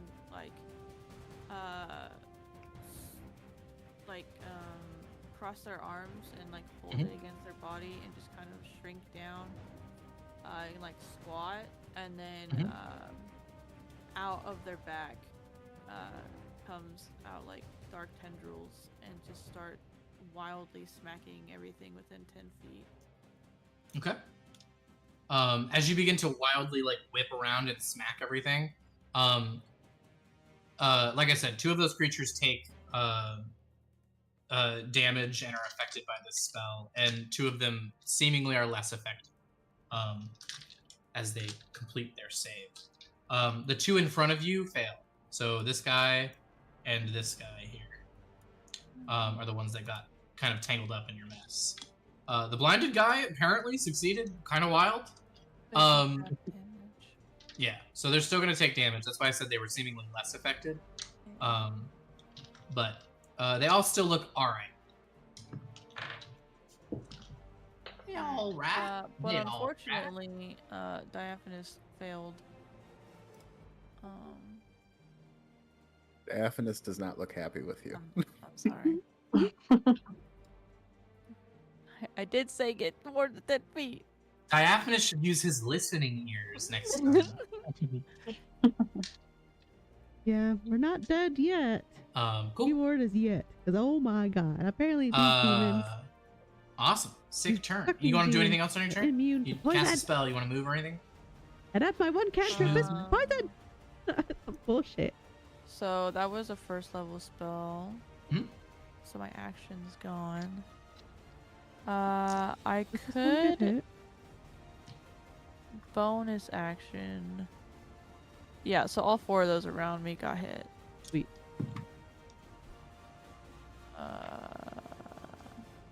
I don't. Oh yeah, we do think- need to add a d10 to that one guy. Hold on. Oh, Okay. Cool. Recorded it. 5. Added. Got it. Well done. Good track. I'm trying to do a bonus action. Okay. Which But bonus it's action? coming up with rolls. What is it? My blade song.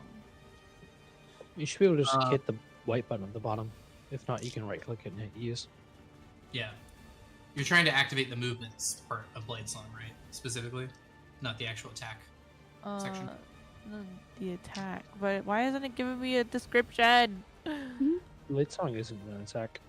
No, never mind. Just It's linked to attack abilities that you're doing, but Blade Song itself just gives you movement and an increase to AC, correct? and I believe. I don't know anymore because Let it me won't look. give me the description. You can right click edit the action and read the description there. I know how Yeah. to give it a description, but it would take a while to fix at the moment. It has no description. You're good. 1 sec. I'm Oh, yoinking. that's a concentration spell. Okay, I got it. Okay.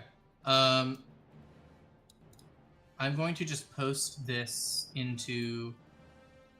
This is an effect, right? That you can issue. It's part of your subclass, right? Okay. Ooh. So you should be able to do this. I'm gonna post this in the D&D chat here, just so everybody else is aware what you can do as well. There you go. Oh Jesus Christ! Yeah. You get a bonus to your AC equal to your intelligence modifier. Your walking speed increases by 10 feet, which was the stuff I was talking about. It increases your movement, gives you a higher AC. It gives you advantage on dexterity checks, and you get a bonus to your con saving throws that you have to make on concentration spells. The bonus is equal to your intelligence modifier. And then you also get extra attack using this feature, since you're above level 6. Well, wait, how many levels of wizard do you have, though?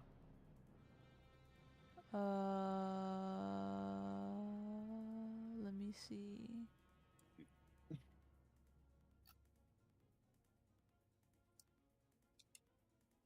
I'm trying to see, but I No don't worries. Let me know check. how to find that. Should be underneath your character if you view, but if it's not, I'll go look. I got a lot of shit underneath my It's pretty stats. close Yeah. to the top if you remember correctly. It should be like at the very top. Oh, I get that addition. You have 6 levels in wizard, from what I can see. So you should be able to do the extra attack as well. So as you take an attack action on your turn, you will do the things, and you'll get another attack basically on your turn. But like, just so you know, if you cast a spell, the magic attack spell thing is different than like taking the attack action. Just so you're aware, like rules is written, because essentially 5e has it written as like instead of attacking, you're doing magic as your action instead. It's stupid as hell, but it is what it is. So in order to use extra attack, you'd have to be swinging a melee weapon. Cool. Can I extra attack now, or is that like a shot? It has to be my next one. You'd have to do it on your next turn because you did an action as your spell attack, right, earlier. Oh, so I had to do that first. You'd have to take your attack action on your turn and use a melee weapon. Yeah. Okay. Yep. Technically, spells are not attacks. They're the magic action. It's crazy. Yep. It's like a different I thing think- entirely. Yeah, Which is what I was trying to convey. we are using If you want to 5e use the rules. extra attack on your turn, you have to attack something with a Yeah, weapon. A fair. then lot you of get these are attacks. homebrewed too. Okay. I think Cool. yes. Yeah. Question mark? Cool.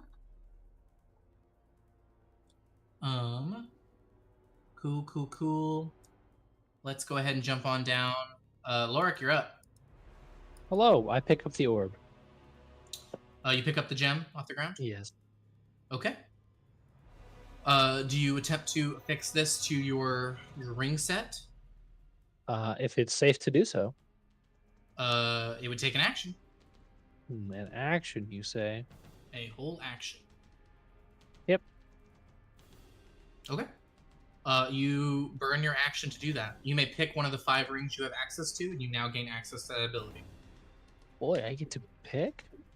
Yes? Joyous day. Give me 1 second. Trying to figure out which one I want. Not that one. Not that one. That's great.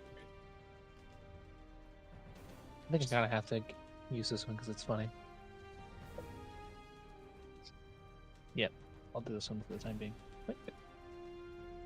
Cool. I affix it to one of my rings, specifically my middle finger. And I use bonus action, cunning action, disengage, and I get fucking out of here. Cool. Let's see here. Where do I want to go?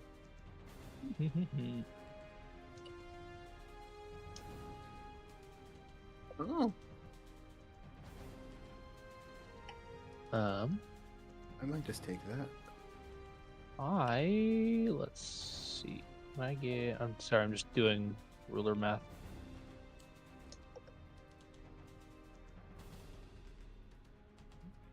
These little 5-foot radius things over here, are they still here? Yes. Yes. It's a They firewall. are. It's a giant firewall, but they are directly in line. So I moved those guys over so we could see the guys beneath them. Yeah. And yes, to answer your question, Ava, when you get attacked, you can burn a reaction, which will cause you to target a creature within 60 feet of you that did damage to you, or to a creature that is holding a talisman that you give them. But as far as I'm understanding, you haven't given anybody any talismans yet. And if doing so, you burn your reaction and the spell slot associated with the spell you're casting with somebody. But it's like basically like reaction mage slayer kind of deal. Okay, I thought so. I was like, oh, I have a response. Cool. Yeah, it's a quick way to punish people for fucking with you. Awesome. Um, I thought so. Seraph is going to rotate around the big old bird, and Okay. he's going to attempt to hide under a root. Go ahead and give me a stealth check. 16. Cool. Cool. And that's my turn. That is your turn, my friend. Let's jump on down. Carissa, you're up. What do we got? All right, I'm gonna swing at the one that is down into diagonal to the right of me. Does a 16 hit? 16's gonna hit. All right. Going to bonus action divine smite, so I get to roll. First. Let's see, what was this one? Okay.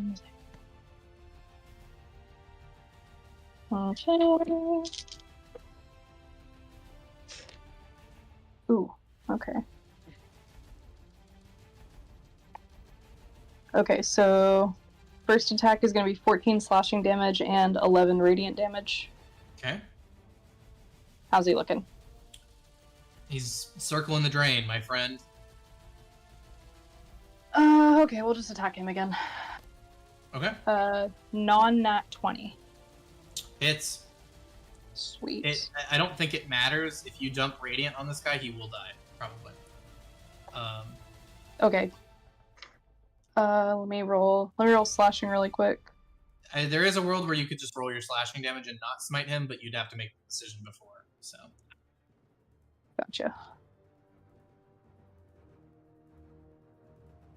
Let's see.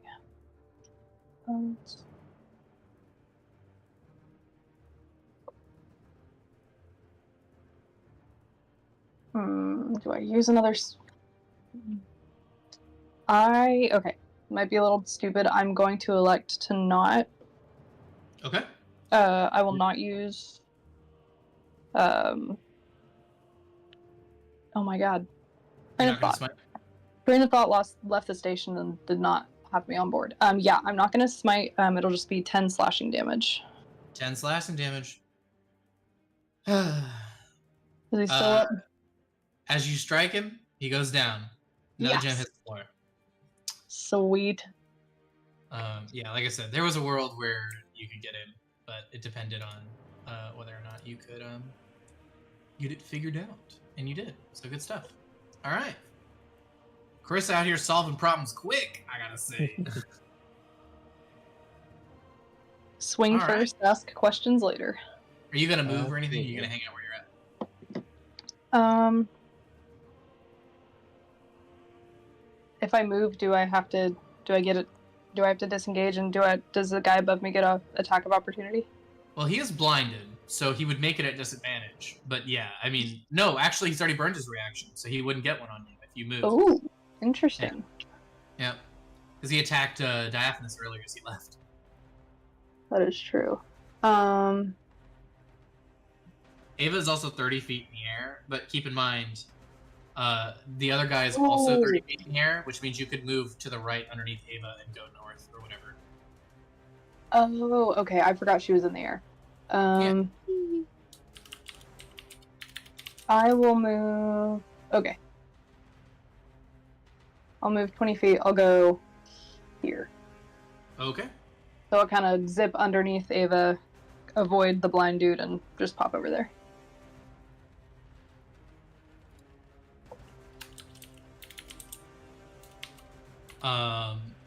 And cool. that'll be my turn.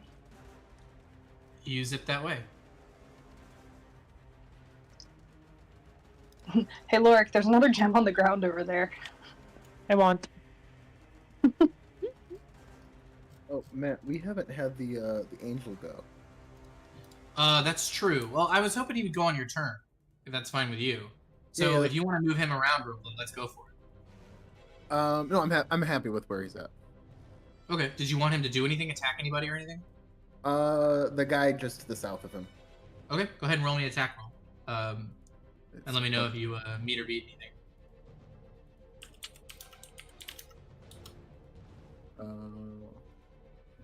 So 17? No, so that's I'm just rolling my normal thing. Got it. That's does a 13 hit? 13 hits. Okay, he does 1d6. What type of damage is it? Piercing. Okay. 6. So he lashes out at this creature beneath him, and as he swipes at this creature, you see that he strikes almost through it, like striking at a smoke cloud, and his hand comes out on the other side. Looks to be very ineffective in an attack. Okay, cool. Cool. Let's see here. What do we got? The Lord's gonna go. I'll have him do a couple swings real quick. Swing, swing. Lord, get in flanking. Yeah, he'll move up. He's gonna move up. And he'll do a couple swings here.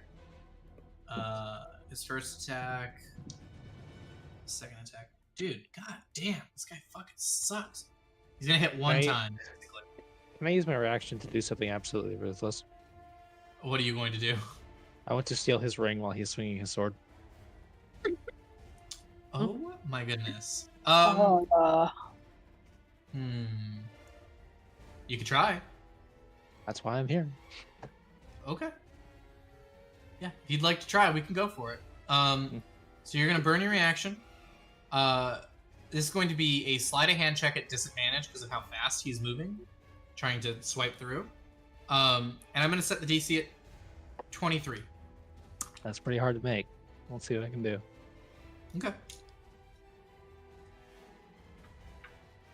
Well, do I want to burn an inspiration on this? That's the question. I won't, because I think we might need it otherwise, but damn. Diaphanous yells at you, can't you wait till he's dead? You can't see me, I'm invisible. Oh, we got two But I can invisible. feel you. I'm not actually invisible. I just rolled a 29 at my stealth. Oh, damn. Yeah, You're he's practically invisible. Jesus. pretty hidden.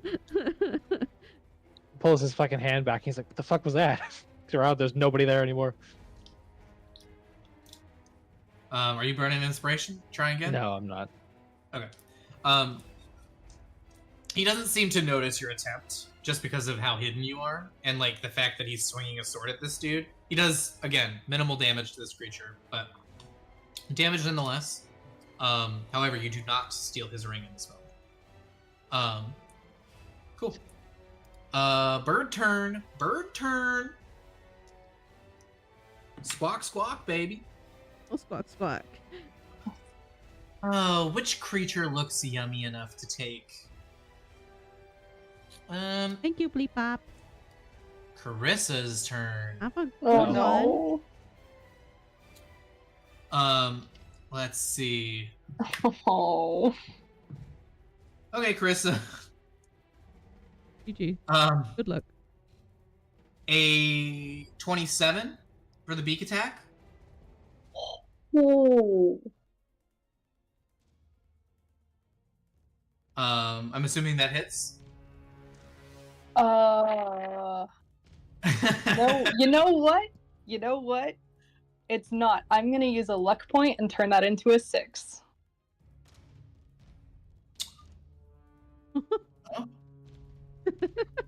Now, should I allow this? Or is this how this works? Hold on. Yeah, Let's it see. says whenever you make an attack roll, an ability check, or saving throw, or when an attack roll is made against you, you may spend one roll. And you roll You may the spend- die? Okay. Yep, I rolled a d20 and I rolled a 6. You may So choose to 6 spend a on the luck point after you die. roll the die. Right? Hmm? 6 on the die. Is that just the number, or does he get to add his modifier to that again? I guess I'll pose it to the group. I'm assuming the group's going to say no, don't add the modifier. But No, I'm a rules player. He gets to add his modifier. okay. I would feel that would.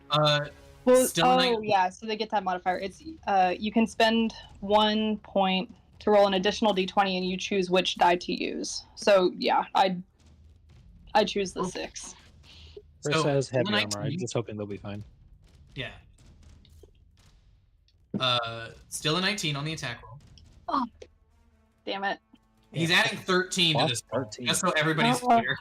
Shit, Oh my God. I tried. Jesus. I tried. Now I'm scared. Okay. So first attack, Mhm.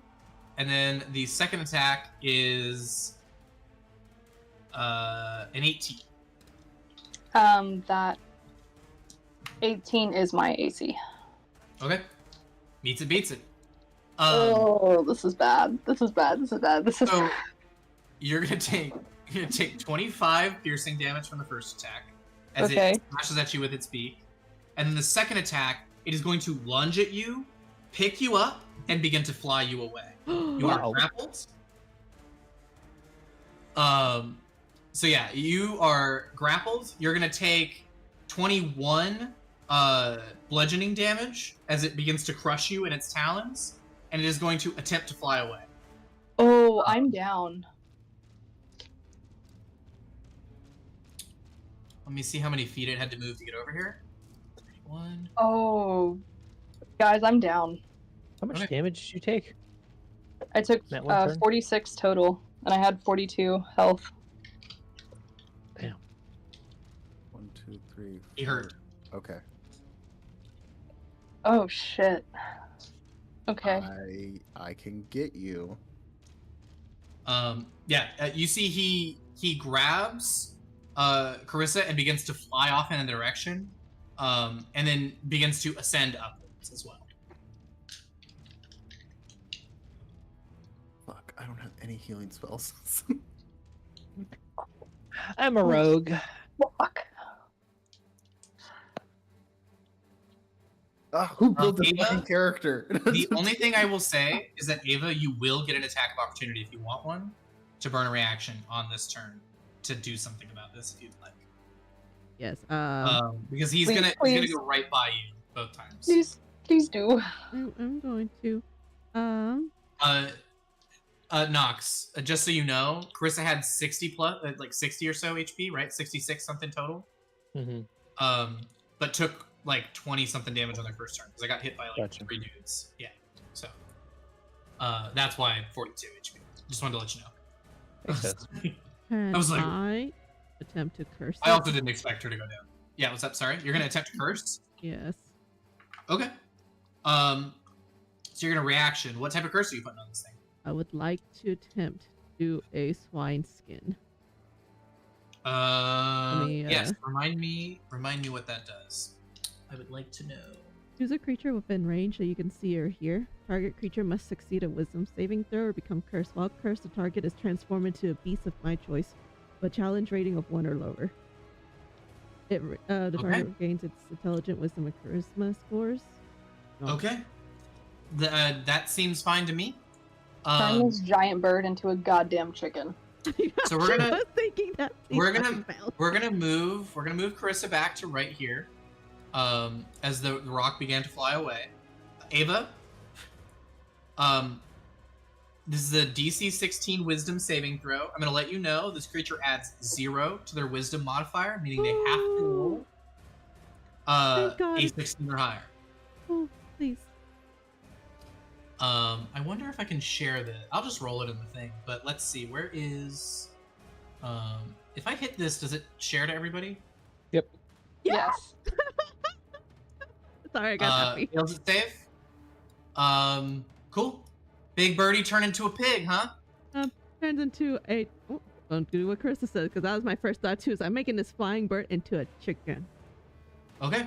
You see that this giant rock carrying Carissa suddenly gets turned into a bird that cannot carry the weight of this, paladin in full plate armor, and drops like a rock to the ground. Carissa, you're gonna take I'm sorry. Oh no. 9 bludgeoning damage, Okay. I can heal you. which I is promise you. just a single failed death save for you. Oh. Okay. Hey, you fell and took damage. I did fall. Unfortunately, I fell. Cool. Thanks, Kyle. I'll work on putting that in while we're doing this. Just like I gotta add that to my Chimkin. Again. We should have turned it into a flightless bird. Can we turn it into a kiwi? Oh, I don't have a token for a kiwi. I'm kidding. Technically, Chicken's fine. Technically, there's some weird rules about how this grapple thing is supposed to work with this, but we're gonna roll with it. I think it was cool. The bird cannot contain its grapple on Carissa in this form. Has to let you go, and continues to hover off in this direction, thinking I'm still a big bird, but I just dropped that person because I suck. And that'll be the rock's turn, I guess. Fuck, that sucks. It sucks so bad. Ooh. Okay. I just yell, turn into a chicken. Damn giant chicken! I wish I had another one to do the witch's grass to grab Krista out of the air, but that would have been too. Yeah. Cool. Shadow Demon's turns. These two motherfuckers are not gonna stay in this fire. I'm gonna let you know that right now. Why you gotta be mean? Why you gotta be mean? I'm sorry, but it ain't happening, brother. It ain't happening. Oh, look at that, a nice little line. Hey! Well, I haven't moved him completely yet. Relax. Oh, okay. All right. Yes. We're gonna put bird that has guy there. This guy's I gonna have move nothing. right here. I'm so small. I mean, this no. guy is going I think to I still think it's move big. It's just small. This way. Because quite literally, where the fuck did it go? Ava's in the air, so Ava can't affect him area of effect wise. That's what I want. Because it still has its intelligence, wisdom, and charisma scores, And then and this dude. personality. Do they and get a the save current against the blind connect- effect, or is it just like a time duration thing? Let me go back to it. You're good. I just want to check, because if they do, they're gonna get their save this turn. I'm scared. This guy's gonna move up and attack the stranger, and this guy is going to phase through the tree here and start attacking Starglow. Cool. It just says it has a duration of 1 minute. Oh, okay. So that sucks for him. No worries. That's cool. Good for you. Well done. Well played. Honestly, got bested by a fucking spell. Chicken. I had lots of plans. Oh, the I have swine lots skin of one or plans. the blindness? Sorry, I didn't hear. No, you're good. The blindness is what I was asking about Okay. too. But the chicken thing really threw me off, so I'm having to I'm sorry. figure out what I'm gonna do now. It's a It duration goes of an away hour once he takes too. damage, right? So he's gonna be a chicken for a good hour. Unless he takes damage, right? If he takes damage, he goes back. It doesn't say. Well, I'm Once the assuming it's form like drops oh, in your turn. No, actually, Yeah. it's not. It doesn't say. Oh, Yeah. Hold on, I'm gonna read this more carefully. Give me a second. Oh, I literally copy just so pasted happens- from the thing. it just so happens that I have a couple smites to do some not only radiant but also fire damage. So we may be having fried chicken for dinner. I said I can choose to end the spell by using an action to dismiss it. Yeah, let me check on something. I'm not saying you're a liar, but I'm not calling you a truther either at the moment. I'm Hold on. reading it. Matt's trying to figure out how to save his big scary bird. Yeah, I gotta save my big scary bird, okay? So, it says it has disadvantage on saving throws, and the effect is permanent unless removed by a removed curse or greater restoration spell or similar magic. Jesus And then I can Christ. choose to dispel it. Fucking ruined. Permanent chicken bird hour. Oh my god. Oh, You could- sorry. I think we got a little ahead of ourselves. I didn't read the whole spell. Target is transformed into a beast of your choice with a challenge rating of 1 or lower. Oh, shit. Wait, hold on. Maintains its intelligence, wisdom, grid, and alignment, personality, and current maximum. Oh, it maintains its current maximum hit points, though. Yes. Okay. It's still a chicken. And it has its face Okay, of the so chicken. it's a really buff chicken. It's a Legend of Zelda chicken. It's like the gold Kokoro from Legend of Zelda, Yes. just like Exactly. solid gold chicken. So Matt, then, very quickly, I'm gonna make a roll because the rock is very strong, and if that's the case, he might be able to hold on to Chris. We'll see. Okay. Okay. So you swear to cast a God. spell on this giant bird. He turns into swear. a chicken and continues to continue flying with Carissa Wait. Fuck! in hand. God damn it. It just says wisdom, intelligence, and charisma scores. Nothing about straight.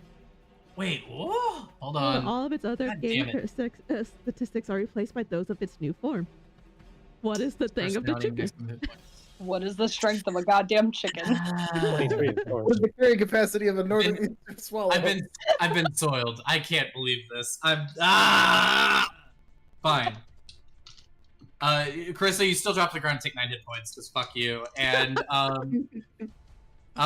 chicken fully doesn't know what to do here, so chicken's just gonna keep fucking going. But does the See you chicken later. still think it's big? It keeps its personality, so yeah, I think it thinks it's a monster, but Matt, I Yeah. need to know.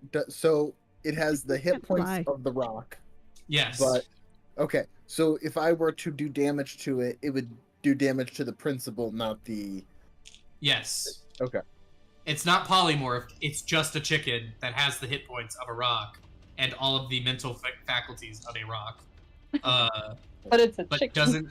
Yeah, but it's a chicken. And it's not flying. It's going to Jesus. glide. If gonna it's, glide if it's down. wise like a rock, and it's strong like a rock, and it has the health of a rock, it's a chicken. And it has the wisdom of rock, which means that it's really good at wrestling. Yeah. That was some hanging here. I'm sorry. Fuck! God damn it. Okay. Well, folks at home, when your monster gets got, he gets got, baby. That's what happens. We're here. Fucking Christ. Is that a concentration spell? Better hope it is. Let me see. It is! It's concentration! Yes! I think This game everything has around me changed. is blinded. The 2 things around me are blinded. It's still just, yeah, they just get disadvantage on their attack rolls, but you bet your ass they're coming for you. Okay, yeah, game has changed. Chicken. I need to roll some checks real quick. Oh yeah, it does say C. It's a concentration spell. The game has changed. Okay. Ava, you've got 2 attacks coming your way. Again, I'm not going to reasonably assume that all of these guys would know that attacking you would do anything. But the 2 guys who are closest to you are going to try and attack, essentially. They are blinded. They What? can try. They are blinded, so we are rolling a disadvantage.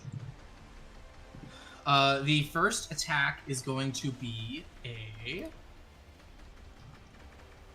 What is this plus? That is a 13 to hit on his first attack. Okay, that one will hit. Okay. But it does Um, take 1d10. yes. Oh wait, what? Because it hits me.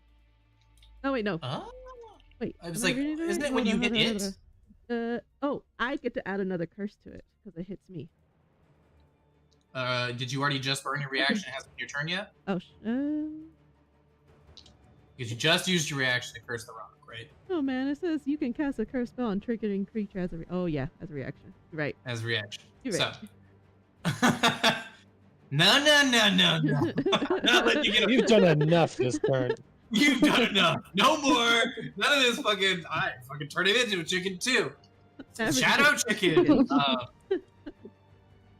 You're gonna take 17 psychic damage. Okay. So I need you to roll me it's a concentration check, which is a con saving throw. I think 17. Yes, 17, and so it's gonna be half of that. So it's gonna be DC 9, right? 4 plus 5, DC 9. We round up here. So beat a 9 on a concentration check. I got cat fur in mine.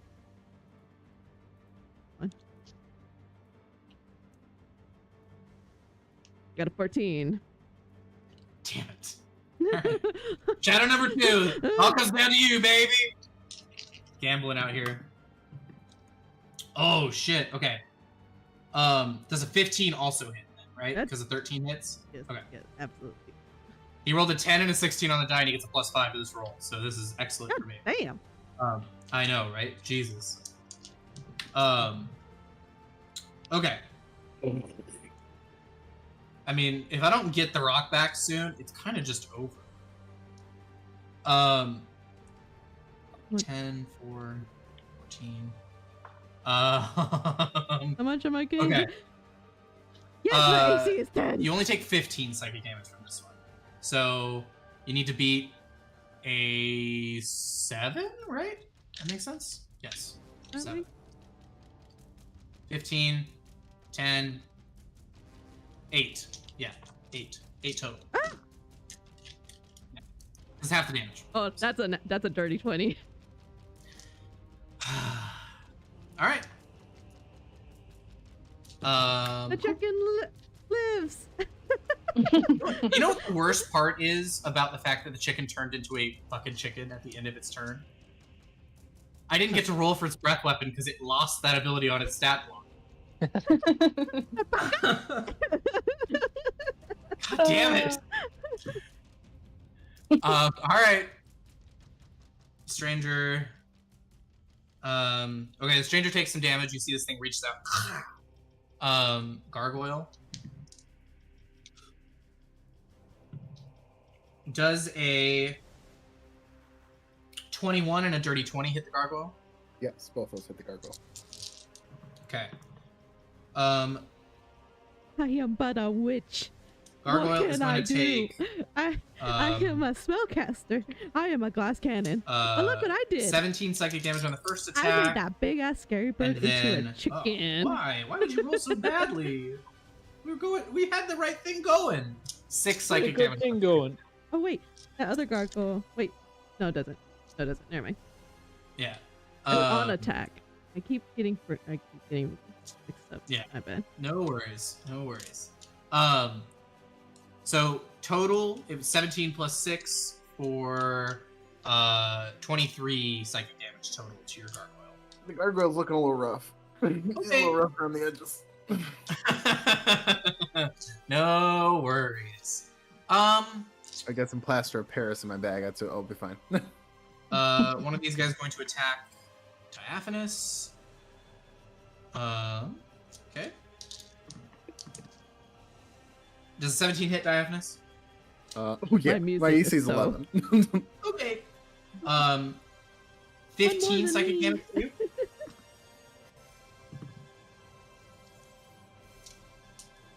And then Shiokaze, we got a swing come your way. Does a 10 hit? I hope not. No. Okay, good. My AC is currently at 16. Oh Keep god dropping damn. dice on the floor. Need to stop. It'd be like you. It's because I'm in Yeah. Blade Song. We need to get y'all beefed up a little bit. Training arc. Lorik, 2 of these guys are going to swing at you now. Okay. The first one is going to roll. That is a dirty 20. Hits. Second one is a 24. Also hits. Okay. Boop. 16. That's 13 psychic damage from the first attack, and 10 psychic damage from the second attack.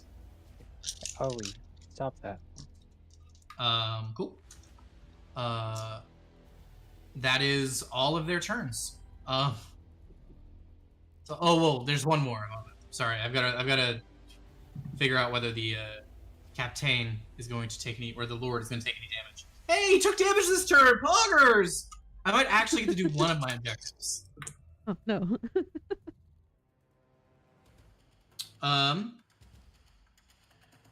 You see this thing reaches out and attacks the lord, and badly injures him in one strike. Boom. Shade done. The stranger is going to pass on his turn. Ava, it is now your turn. Which means you get your reaction back and all your other stuff. And go for it.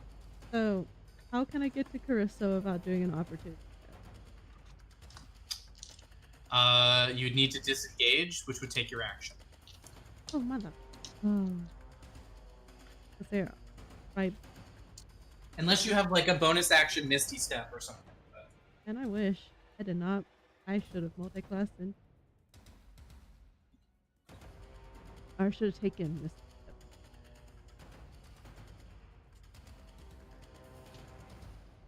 They're still blinded, so they have a chance. Not hitting. If I go, You want to run that when you've got the concentration going? Nox, don't help! Stop it! Oh, I want to. I would like to win, my friend. You said we could talk strategy, and if I hear my mage is about to run away from several enemies, give them all attack as opportunities, I don't want that. that would be 4. No, that's 3. Damn it. No, wait. 1, 2, 3, 4. Okay. I can't have 2 concentration spells going on at once. God damn it. Also true. Keep the chicken a chicken. Oh, let's keep- That's my input. Keep the chicken a chicken. I think if we don't do that, we lose. Oh, cool. The But lowest you they've rolled guys against me so far is a does 20. 50 something damage a Okay. turn? Come on. I The am lowest they've rolled against me is a 20, so gonna burn. I am going to burn a 5th level spell to a mass cure wounds. that Wait. I get to choose up to 6 creatures in a 30-foot radius sphere centered at the point. Okay, so what are we doing? What are we doing? 30 foot? So I'm going to make the point of looking at Elakos and making them the point. Ooh, Okay. the mass cure wounds. Okay. So 30 feet. You'll hit. I'll hit everybody. That You're I would literally hit, gonna hit everybody. I'm gonna Yeah. hit Carissa, myself, Elakos, Diaphanous, Lord, Oh, Yippee! and you're a Lord. boss. Thank you. That is 6. Okay. So y'all get 15 points back. I appreciate that. I think everybody appreciates healing. Chicken is fuming right now. Just gotta say, He's As gonna Nora be will fuming in remember a this. second. this was not the plan for Colonel Sanders. Okay. 1, 2, Cool. 3, 4, Ah. 5. Did you heal the Lord as well, Lord Yes. Thorn? Yes. Okay. I healed the 6 people that I could see. Okay. Cool. I'm pretty sure the stranger did not get hit. He did just take a hit, but he's gonna be fine. Okay. Healed everybody else though. I mean, also, did he really help anybody but Lork in this fight so far? I don't know.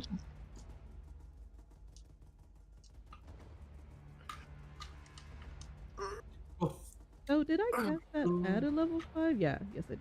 Let's just make sure. Okay. Looked Cool. really weird. No worries. All right. Is that the end of your turn? You gonna move anywhere? Do anything? Move. I mean, you could. And then get hit and release the chicken? I mean, I'd really like that, Eat the but chicken. Ava's Well, it con- felt like I hate crime.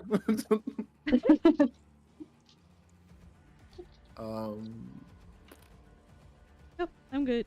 We are standing strong.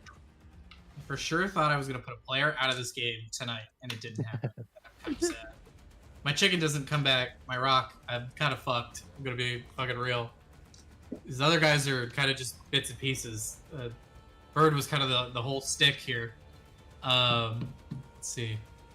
What do I got? What do I got? All right. Maro, you're up. Okay, so in order, I get hit, I get healed, I pull the flame wall into Okay. my hand, so like it suddenly dissipates because I'm casting a new concentration spell. Okay. So it turns into like a little flame in my hand. I Misty Step because I can do that as a bonus action. And then I am like holding the fireball, and it turns into a snake made of electricity as I cast Thunderbolt or Lightning Bolt directly out from me in a diagonal. So it is going to hit Lorik. But we all know it's not really gonna hit Lorik. But it will hit 1, 2, 3, 4. It's gonna hit your gargoyle too, right? It will actually not hit my gargoyle. How are you? Oh no, it is gonna hit my gargoyle. Sorry, it's touching Yeah. that edge. Yeah, that's okay. Like, He's not all that useful anyway. okay, so you're trying to hit the 5 dudes standing edge to edge on square all the way down across where your gargoyle is at. Yes. Well, it's 1, 2, 3, 4. I'm counting 4. Is it gonna hit the one next to? So I'm counting. So it looks like because it's a 100-foot line, right? It's lightning bolt. That's what we're talking about. Oh, okay. I see. Yeah. If I angle it a little bit more, it will hit the 5th guy. Yeah, you can hit all 5 of those guys and hit Lorik and the gargoyle at the same time. That's why I was like, you're gonna hit your gargoyle, but you'll hit everybody else too. Yeah. Yeah. That's okay. So with this, I summon the snake. I fling the snake out, and it just goes like across the battlefield. Okay. Everybody rolls. Let's go ahead and cast it at 5th level. Why not? No, let's not do that. I think that's No, I feel like that's what we're gonna do. no. Oh my god! Holy cow. I want to be on your level. All right, inspiration. Again. Oh, all right. There you go. Don't feel like taking 33 damage from that. Oh yes, I am an owl. I'm a little owl girl. I'm owling. I'm very small. It's 16 Very small. damage. I quite literally like. Cool. a Okay, small so my And 5 dudes. just to put like a little bit of flavor on it, I like appear next to the Lord. I push him aside, and then send him the lightning bolt. You're like, step aside. Cool. I gotta check. Okay, so that one succeeds. Motherfucker! Fails. 4 of them succeed, 1 of them fails. We'll say the blinded one fails. That's fine. The rest of those guys are going to take half damage. You cast lightning bolt. You send this. What does it look like as you singe these 5 dudes as they cross the battlefield here? It looks like a serpent made of lightning, and then it just kind of like leaves a trail of like light as it goes past. Cool. You send out this beam of light as it rips through all of these dudes. You see 4 of them are relatively unaffected by this spell. Let me just check something. Oh no, sorry. They're all unaffected by this spell. So they take no damage. You can add immunity to lightning on that list of things that they are immune to. You told me I took a lightning bolt to the ass.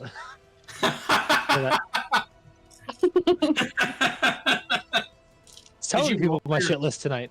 Did you roll for your gargoyle as well to see if he took the It's damage? it's a homebrewed class actually that Nox made, I believe. He's gone. This one in particular. Okay. He's gone. So There actually are.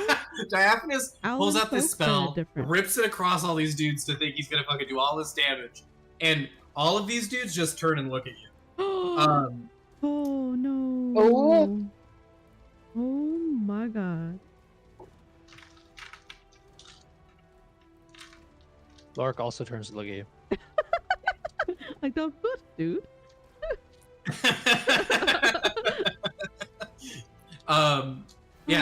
You cast this lightning spell. They're all immune, and that is where we're going to end tonight. We'll pick up right here next time as we continue to see the end of this climactic battle. Thanks everyone for joining. Hey, post in the comments below who you think's going to win. Or And do I get to die. kill Carissa next episode? I hope so. Nah. Nah, it's funny. She is up. We got her. You've had several. Hey, You've had I'm several just saying, if the video gets 500 likes, I'm just gonna bring the rock back. No, You know put what that guy back down there. No. I You found him or something. Help mean? me. he gets to come up here again at some That point. guy away. No. No, chat. We need to keep him as a chicken. Just raise the chicken, please. I don't know. We'll see you in the So, next guys, one. how are we thinking we like our chicken cooked? Smoked, roasted, grilled? I wouldn't be Royal. talking about the chicken being cooked yet. I still got moves, my friend. I literally just got cooked.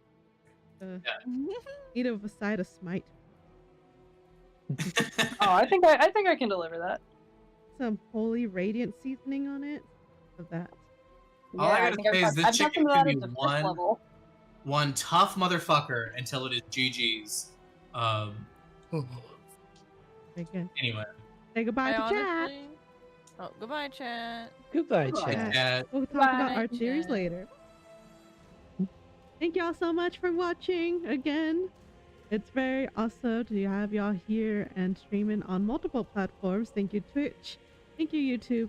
Thank you, TikTok, for tuning in our session. Let's see what happens in the next time.